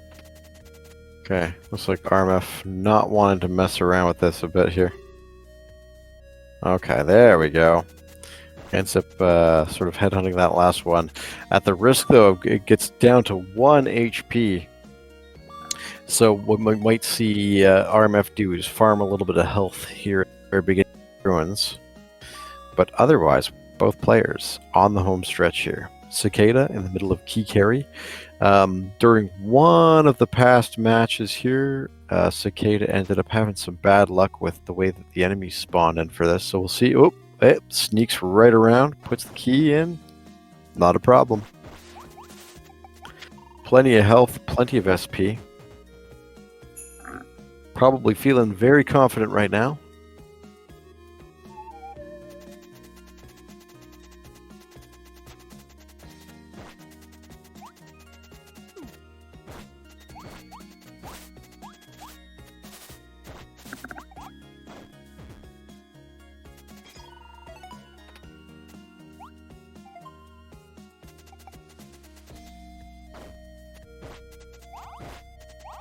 Oh, Cicada threads the needle with those enemies so it doesn't kill all of them. There we go. Gets the gate glitch, not a problem. Ooh, did I miss a key drop? I think we did have a key drop on RMF's part. Oh, it's amazing. From my experience in the tournament earlier on, just, you know, you have one bad experience with not, it can just sort of set the tone, have this frustration effect that sort of kicks in. So we witnessed that before in the previous 2 races with Cicada too. Just like one mistake ends up flustering you. You make a couple more mistakes, and there's some really valiant efforts to claw back time here too. But sometimes the lead, somebody who's just having a good clean race, can't quite overcome that obstacle.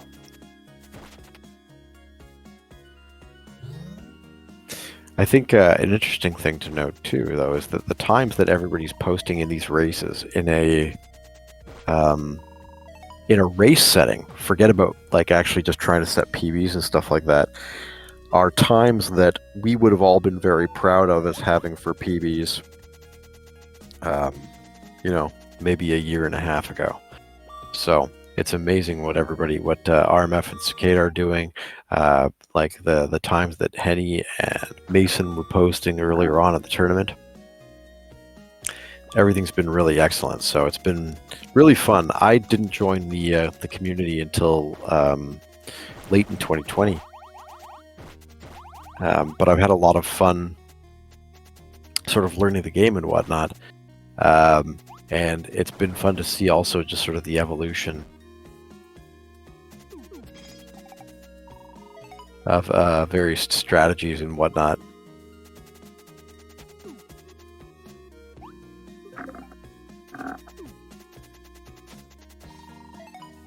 There we go. Orb carry for RMF. Nice and clean so far. That angel with the blue bandana does not decide to wreck RMF's day. The AI on those creatures can be quite irritating from a running perspective.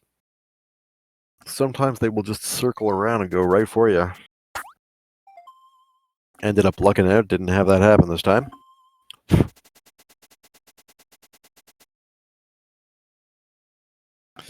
And Cicada on to the final boss. A little bit of mashing. And 7 phases to go.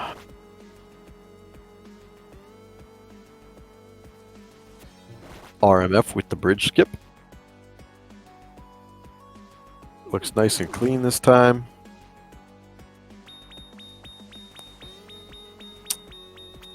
Gonna go for a skip and glitch here. Okay, boom. Did you get the pause skip? No, I didn't get the pause skip in this time. That's okay. There's some cases in which we have to sort of mix and match. Or mix and match our strategies, I should say.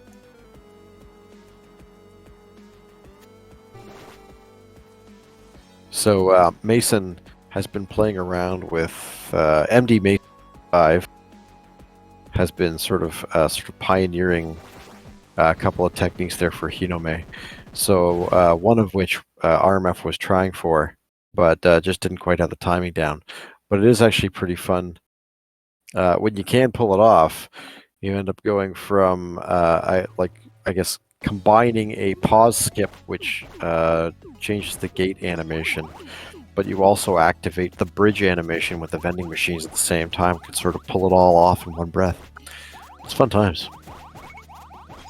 Okay, RMF into final boss phase 1.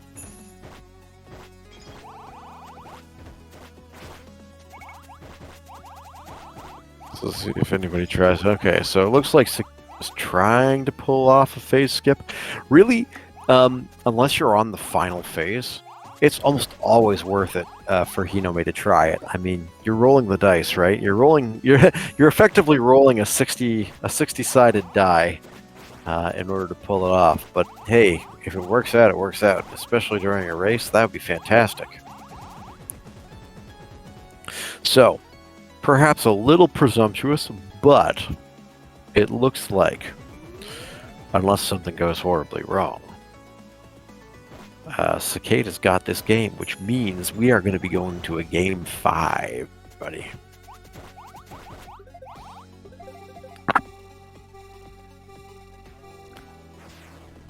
Welcome on, Kip. Thank you. Welcome, Raiders.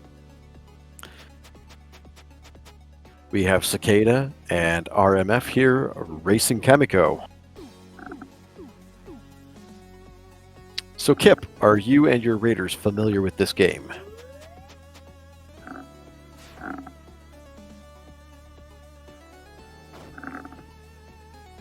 Not at all? Well, welcome in. This is Kamiko. It is a little indie game that was developed by someone called Skipmore and Kankakuchi. It's published by Flyhireworks and Circle Entertainment. It's available on just about any platform that you'd want to play it on. And whoa, we'll say GG, Cicada. Cicada takes game 4. We are into game 5. Wow. Okay. There's 3 playable characters. And right now, the character we are on is called Hinome, and she has a sheep dagger, and she's lots of fun. She's my favorite. Anyway, good work, Cicada. That was amazing. So Cicada clocking in at 23:07. Like I was saying, about a year ago, the world record was a 23, like it was around 23:07. And over the last year in particular, it's been whittled down further and further for all these characters. So, wowie.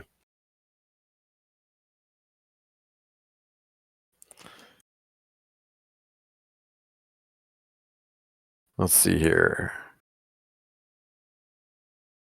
See, RMF actually knows all the timings for all the boss sites. RMF would be able to tell you exactly how far behind. Hold on a second here. Cicada. 23:07.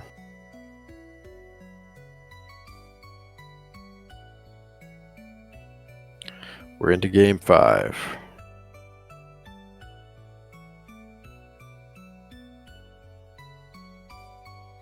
Okay, so here we go, folks. Looks like so it looks like RMF has picked for the final round. Everybody, we're going into game 5. We're gonna have Yamato. Here we go. I will cue this up. Yamato, current character. All right, and I wonder, actually, can I put in? Let's see, Uzume. We'll say, does this work on the tracker? No, that doesn't work on that. Okay, that does work for the tracker. Okay.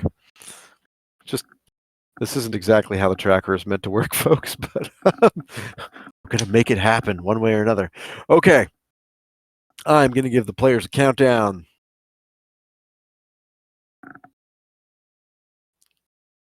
Here we go, everybody.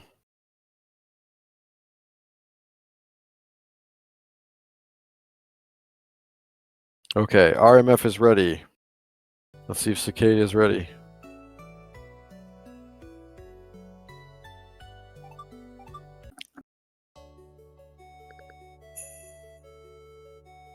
Ready. Okay, good stuff. Here we go. In 5, 4, 3. Hold on. 2, 1, and go. All right. So, for our Raiders edification, here we go. Yamato is this lovely person here in blue with the antlers and the giant sword. Don't let that fool you, though. The sword is extraordinarily fast. I believe RMF told me at one point it's just like 4 frames long as the sword animation.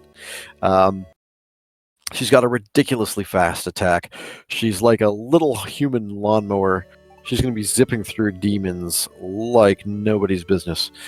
So Yamato, there's not a lot of sort of fancy pathing. However, one thing that the characters or the players are going to be really paying close attention to is how many attacks that they do, because as we attack people, Kip, let me see if I can start all from the beginning here.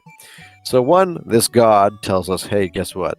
Earth got, the transient realm, which I think they mean Earth, has been taken over by demons. Go out and spank some demon butt. Okay, so that's what we're going to do. Both players here zipping through the forest. They have two things here. They have health up above, those little red or pink diamonds, depending on your screen. There's also the SP meter. SP is achieved by killing enemies. Activating these shrines, which is how we get to the boss of each level. Each shrine costs 100 in order to open treasure chests, which we do need in order to do things like get these orbs, which we are going to carry to these pedestals. That costs 50. However, because killing enemies takes time, we don't want to take that much time. We want to take just enough time.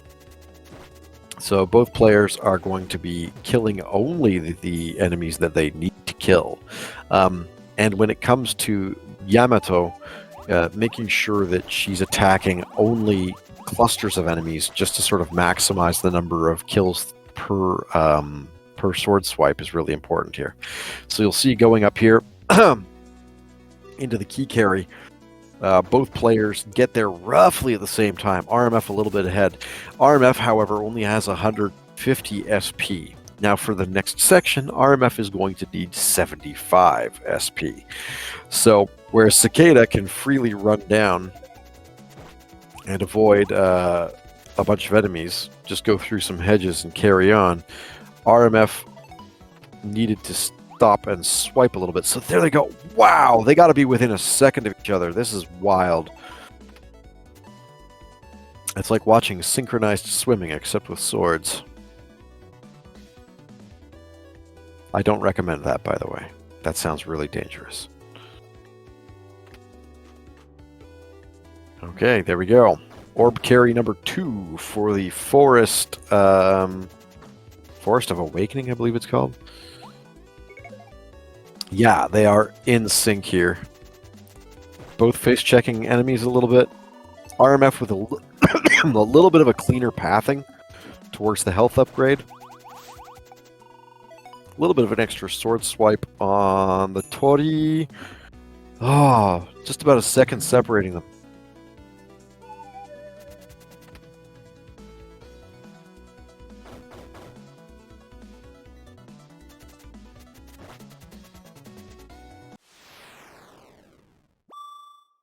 Okay, and on to the boss. So, viewers who have been with us for the whole time will have heard this before. A bit of a stylistic difference here. Cicada, a little bit more comfortable with some of the strats, which optimize movement. RMF, not so much. So we're going to see, first of all, neat little thing. RMF setting up here on the left, whereas Cicada likes to set up on the right. There we go. But because the boss battle or the boss map is symmetrical, you can actually do either one. So if you decide to learn these strats, take your pick. Doesn't matter. Personal preference. Kind of fun, actually, in a way that that it allows that. Okay, looks like Cicada's setting up here. Stompy stomp to. So what they're looking to do is do some Cicada's. Okay, actually pulled it off too. Good stuff. So what they're looking to do is minimize the number of hops each section. And by minimizing that number of hops, we save time, because hops is time, everybody.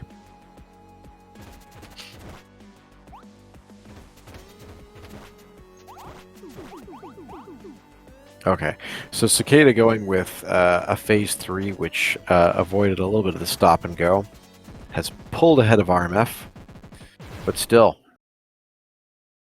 multiple seconds away. Let's see, here we go. 3 seconds and change, maybe.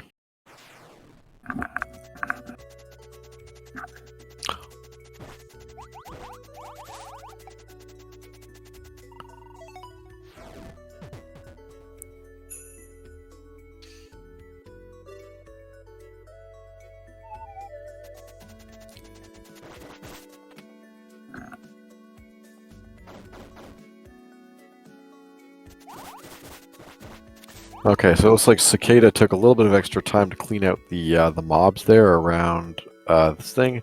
RMF opting for something a little bit riskier, but pulls ahead. Oh, wait a second. Oh, fascinating. Nope, Cicada's still in the lead. I'm gonna have to go back and watch that. I felt like it felt like Cicada almost teleported there. All right. There we go.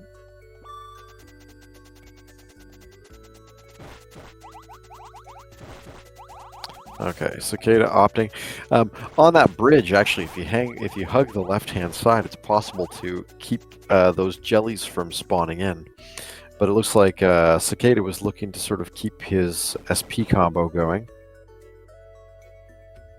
Okay. RMF doing a little bit of hedge trimming, setting up for the bridge skip. You'll notice actually here, again, a sort of stylistic difference. Cicada opts not to do the hedge trimming ahead of performing the bridge skip, but rather activates the bridge skip and then does the lawn mowing. So it's going to have to take out those bushes. A little bit risky. Let's see how it works out. Oh, there we go. And over across, there goes the hedges, and oh, just barely makes it across.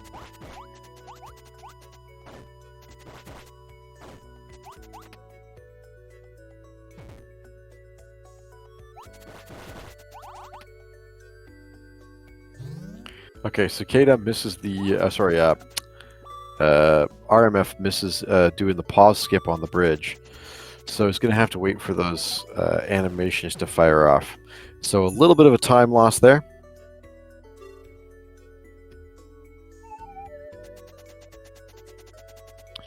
But as it is, still very close. Cicada's maybe extended the lead now to maybe 15 to 20 seconds.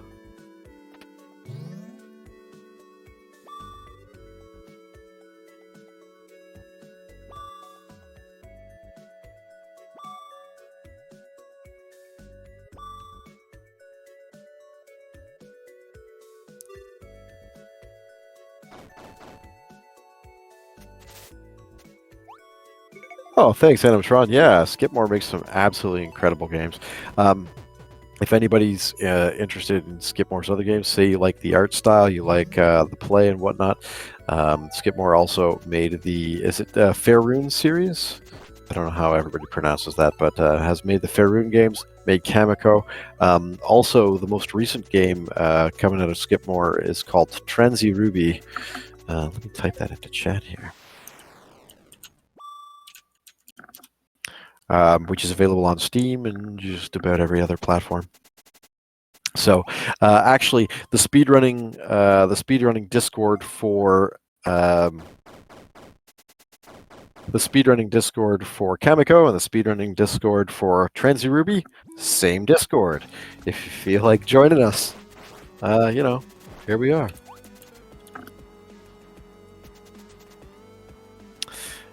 So again, nothing fancy here for Yamato. Have to wait. This is like the one time during this boss where we end up having to use that teleporter. Okay, nice clean phase 1 for RMF.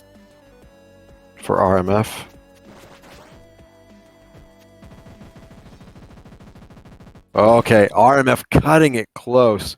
Is really itching to claw back any second he can.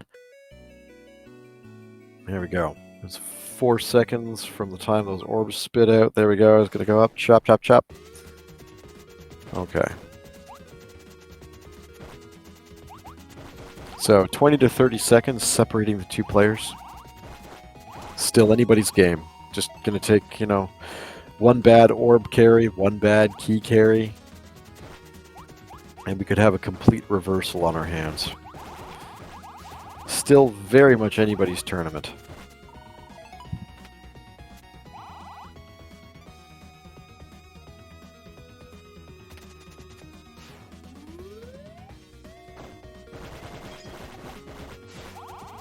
And by the way, I like your username.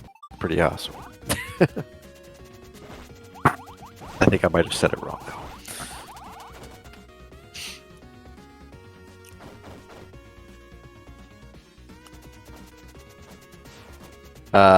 Another big shout out again, while I still can and I still have time to.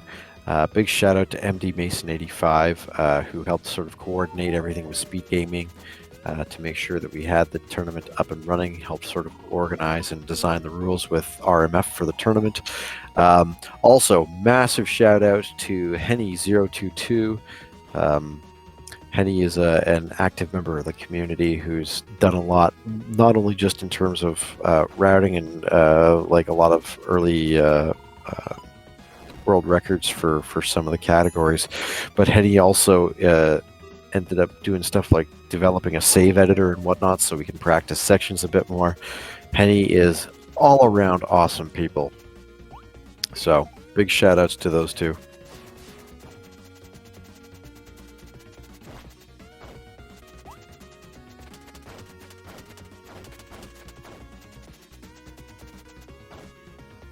Also, big shout out to Cicada and to RMF. They are putting on a clinic here. Can I get some hype in chat, please?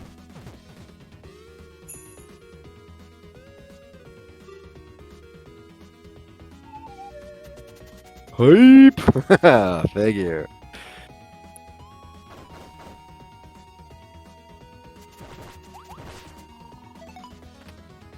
Okay. Cicada still with a bit of a lead, but not much. Not much at all.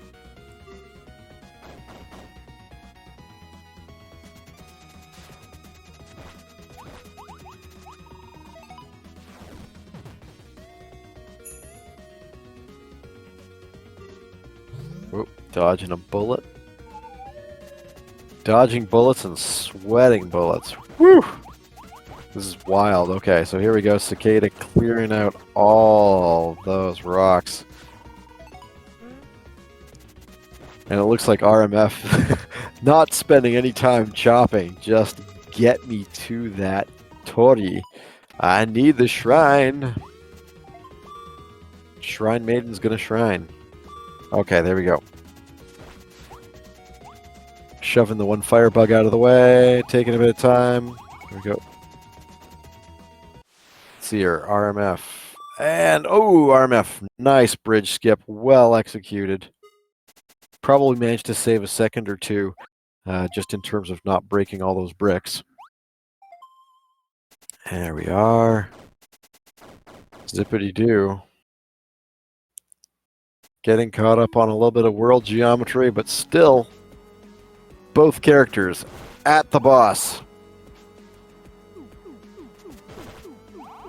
So this is the 100% category that we're racing here.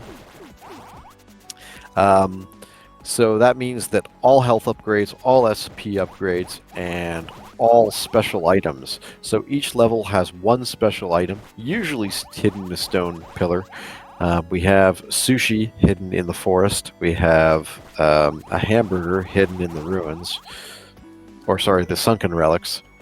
We also have a sunken relic hamburger. That sounds like an excellent brand.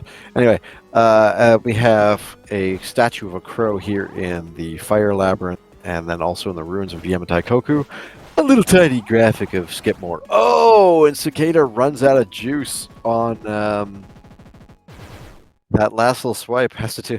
It's nothing major, but man, that's got to be just a little frustrating. There we go. Boom. Yamato. Human lawnmower. Oh, there we go.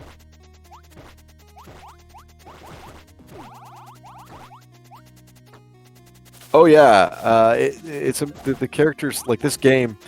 One of the things that drew me to it personally, or drew me to the game and to the community later on, was the fact that I saw that the game had an in-game timer, and to me that was a giant, like, you know, a giant sign from the developer saying, yes, run this. That's what this is for. Do it fast, do it now. Mind you, we don't use the IGT because the IGT can be manipulated by a couple of different things. Oh,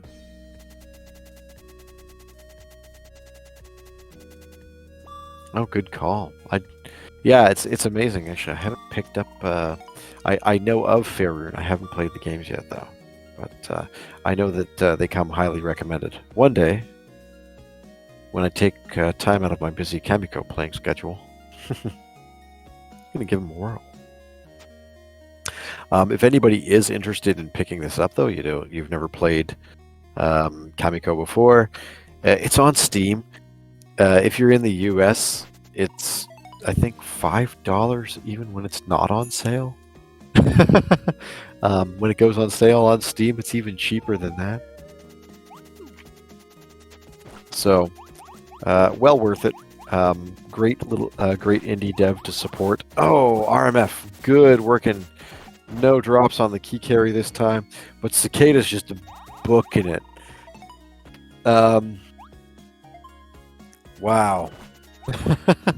This is wild. Okay, so 1, 2, 3. Oh. Oh, Cicada goes for the gate glitch, but it looks like ended up... Okay, got the gate glitch on the second try there. So, if RMF can pull off the gate glitch perfectly on the first try, that's maybe a couple of seconds he gets back.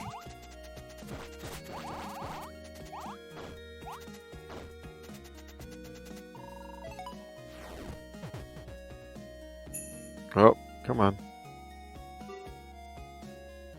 Now, RMF is having some serious problem with the enemy there. Looks like he's going to have to get some safety health. Oh, living dangerously.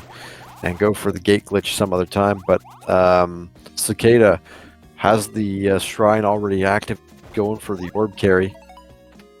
Here we go. Ah, this is a much better situation for RMF. Tanks the damage. There we go. Going to have to perform this in a slightly different order, but it looks like RMF is at least on the comeback here, but it might be too late. I mentioned it before, Cicada is amazingly consistent. I mean, both these players are, but Cicada is simply incredibly consistent. So hold on to your butts, everybody. These last 2 or 3 minutes are going to be nail biters.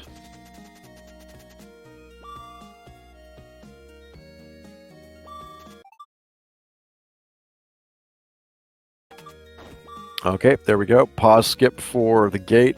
Cicada emerges from the portal, making a beeline.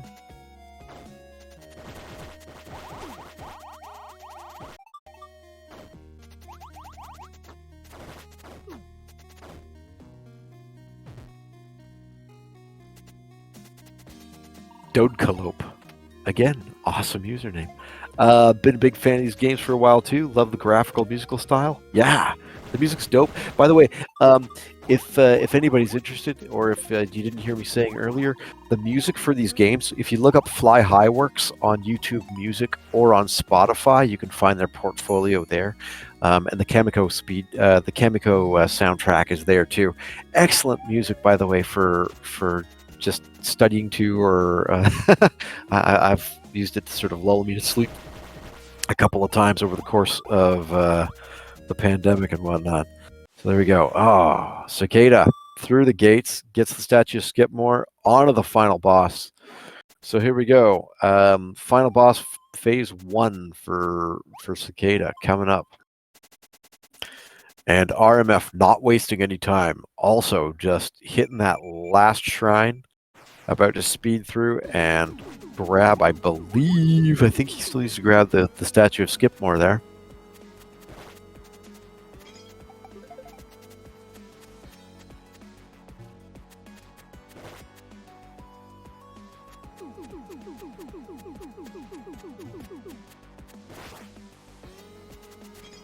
gonna have to go back and watch the footage.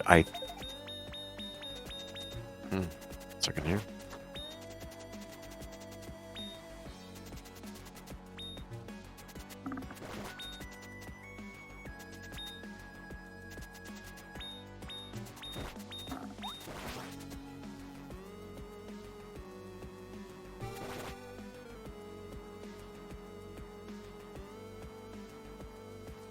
Okay, hold on a second here.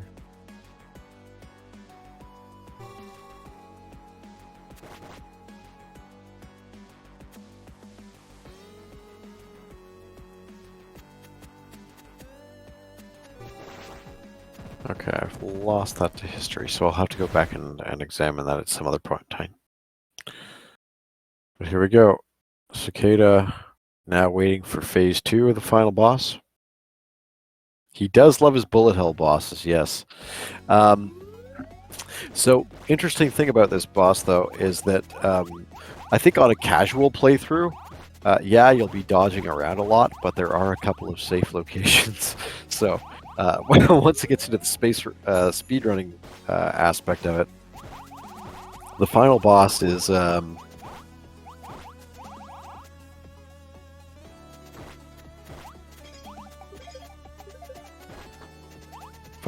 little predictable.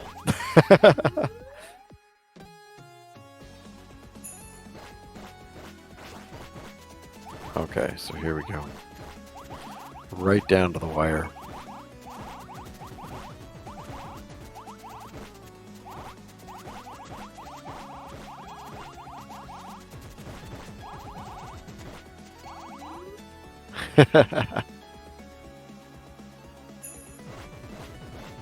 Okay, here we go. Phase 3 out of the way. Cicada. One more phase to go. And Cicada may have clenched the 2022 Kamiko 100% tournament.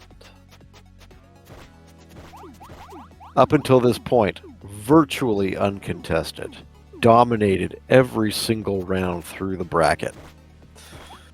And Cicada, unless Cicada's controller mysteriously explodes in the middle of this in the next 10 to 15 seconds, is on course to win this. Does a little victory lap around, mashes some text, is going to run up a bridge and pop the final Tori. And there we go. Cicada takes it in an amazing comeback. 22-43. Cicada takes the series. GG Cicada. And awesome RMF. Look at that. RMF, like...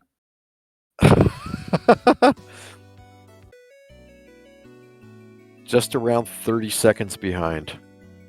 Maybe, well, 30, 34. Wow.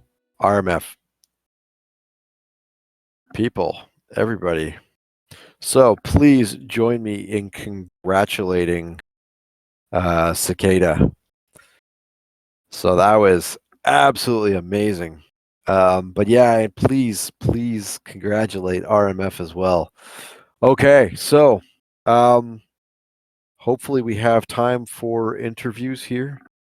I just need to make sure that I'm not going to overlap the schedule here, but I'll get RMF in here very quickly. Let me just double check with the folks, our wonderful, gracious hosts here.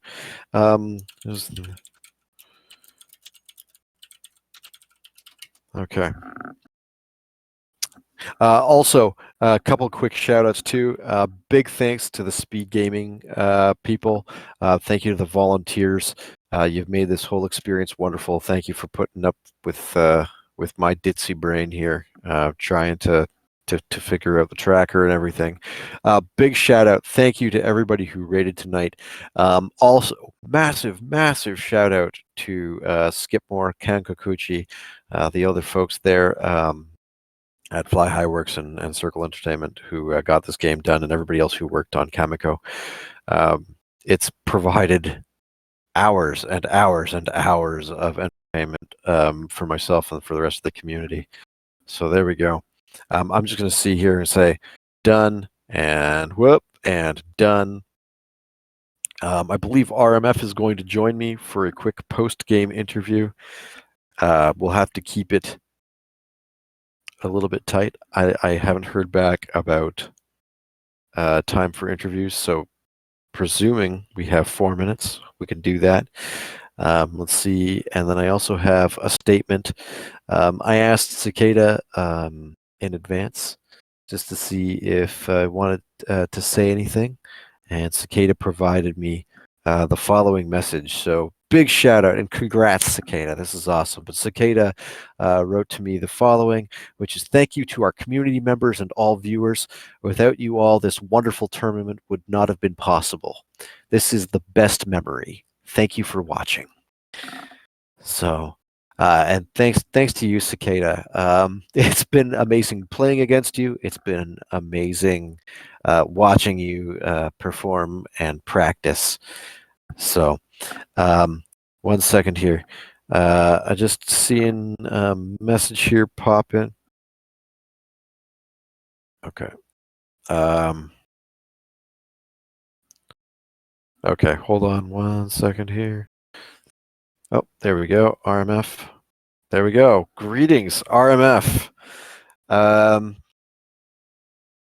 Yeah, everybody. Cicada's there in chat. Shower Cicada with love. Cicada, all the GGs, and RMF. GGs, like you had it so close. It was such an exciting finale to watch. This has been really fun to commentate. So yeah, any thought? Yeah, thank you so much, Cicada. GGs, you are a monster, and In I all the mean best that. ways. That's what I'm saying. I mean that in the best possible way. You're the real deal. You are the best in the world at the game. It's so crazy. I feel like more now than I have in my whole life that momentum is the difference maker. But I guess the proof is in the pudding because he won. But at the same time, I feel like I made so many mistakes during the second Hinome game 4, and I was just kind of rattled by it. So I think momentum and how do you say it? Momentum and composure go hand in hand, and that's something I hadn't realized before either. And at points in my head, I was thinking like, okay, if I can just get a game, and then I got a game, and that's always the thing is like you get a game, and it's this weird balancing act of you can't get too cocky or aggressive or anything because if you do, then you might mess up your play. But yeah, that's somewhat of what happened. I was just starting to think of like, oh, but what if I won? and so that's how it goes. Really incredible games. There was a really weird thing, just like a small, I guess not bug because we perform bugs all the time. But it was so weird. In what on earth was what game was it? I think it was Hinome game 2, so game 4. I was followed by one of the red ninjas coming out of the kill room. Okay. And I was carrying an orb, and I dropped the orb because of the white Dramos, I think, in my way. And so out of spite, because, that's exactly how it goes, I kill the red ninja, and then the kill room cutscene triggers, and the doors go down and up and up and down, and I'm like, wait, that's not supposed to happen. And I had to Oh redo yeah, I the noticed kill that room actually skip. happened. I wondered how that happened too. Yeah, it was so strange, and I was like, wait a minute, where did the red ninja even come from? That doesn't make any, or red angel, that's what they're called, excuse me. that's okay. So yeah, there's actually other things. So I mean, well, we're both for you and Cicada to go back and watch the VOD because I was having to sort of split my attention, but there are some very interesting things. Another note just to people who might be watching casually or who are interested in picking this game up. for speedrunning, we're still discovering things. I mean, especially during these tournaments and whatnot. I mean, the more players we have, the more wild stuff we find. So, so yeah, I mean, hey, we will welcome you. Anywho, thanks again, RMF. I can't. I've been trying to talk and figure out the schedule. I don't want to see if we haven't been given a warning though. So Yeah, I feel like if we get a warning, be like move on, then okay. then we'll go. But Sounds good. yeah. What do you have anything else that you were trying to like bring up? Oh, well, yeah, there was some interesting things. Well, one actually, did by the way, I didn't. I think did you get the Skipmore statue on that last run? I could swear that I did. I Oh, okay. mean, Just there was something about like the SP thing where I looked away for a second and then I lost track of it. I kept track of it as best I can, but you know, I'm fallible. yeah, I mean, I am too. I totally could have missed it, but yeah. So, anywho, no. So I just now just in case I'm forgetting anything, I gave shout outs to Mason for doing setup and organizing the tournament. A shout out to the speed gaming folks. Shout out to Henny for all the tools and research. Shout out to both you and Cicada. Anybody I'm missing? Oh yeah, and also Skipmore, Kankakuchi, Fly High, Circle. Anything you'd like to add? Yeah, I don't know. Thanks everybody for watching. It's Mhm. crazy to even just look at it and see that there are like 100 people watching this. I think the game is still incredible after what is it, 5 years. I would definitely recommend picking it up. It's like the best beginner speedrun game that I can think of, and even then, I think the top times still haven't been shaved down to their potential. So I think it's still an open field. You could still come in and snatch a world record. Not snatch, but it would be quite a bit of work. But to be honest, it's still out there. You can still make progress in the game, and I think that's really cool. Yeah, no problem. And yeah, thank you for your gracious comment on the commentary. So all right. Well, Yeah, it is 1:03 a.m. where I am. me I too. am heckin' tired. But thank you all again in the chat, like RMF said, for watching. Thank you for listening to me babble on. And yeah, hopefully we'll see you around, and hopefully we can also whip up a new tournament in the new year. So How does the shout out work on the chat room? Can you bring up like the Kamiko Discord? That was a thing, right? yes, so if we do just Kamiko, they set it up. Okay, I So there thought we so. go. That's the Discord. Yes.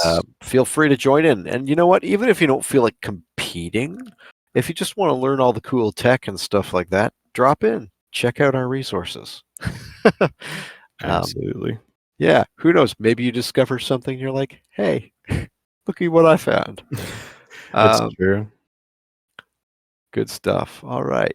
Ah, sweet. Thanks very much. Okay. Well, I'm off. Have a lovely night, everybody, or day, wherever you are, whatever you're doing, and tell your loved ones you love them. Yes, sir. Yes, sir. Everyone go follow One Pint Too Many. Go follow MD Mason 85. Go follow Cicada, the beast himself. And if you could go to my YouTube and watch the new design like. It's Awesome a sauce. RMF. Everyone have a great night. This tournament was awesome. This was really great. Thank you so much for commentating. You've been awesome, Pint. Oh, thanks. All right. Okay. Signing off. Have a good one. You do as well. See ya.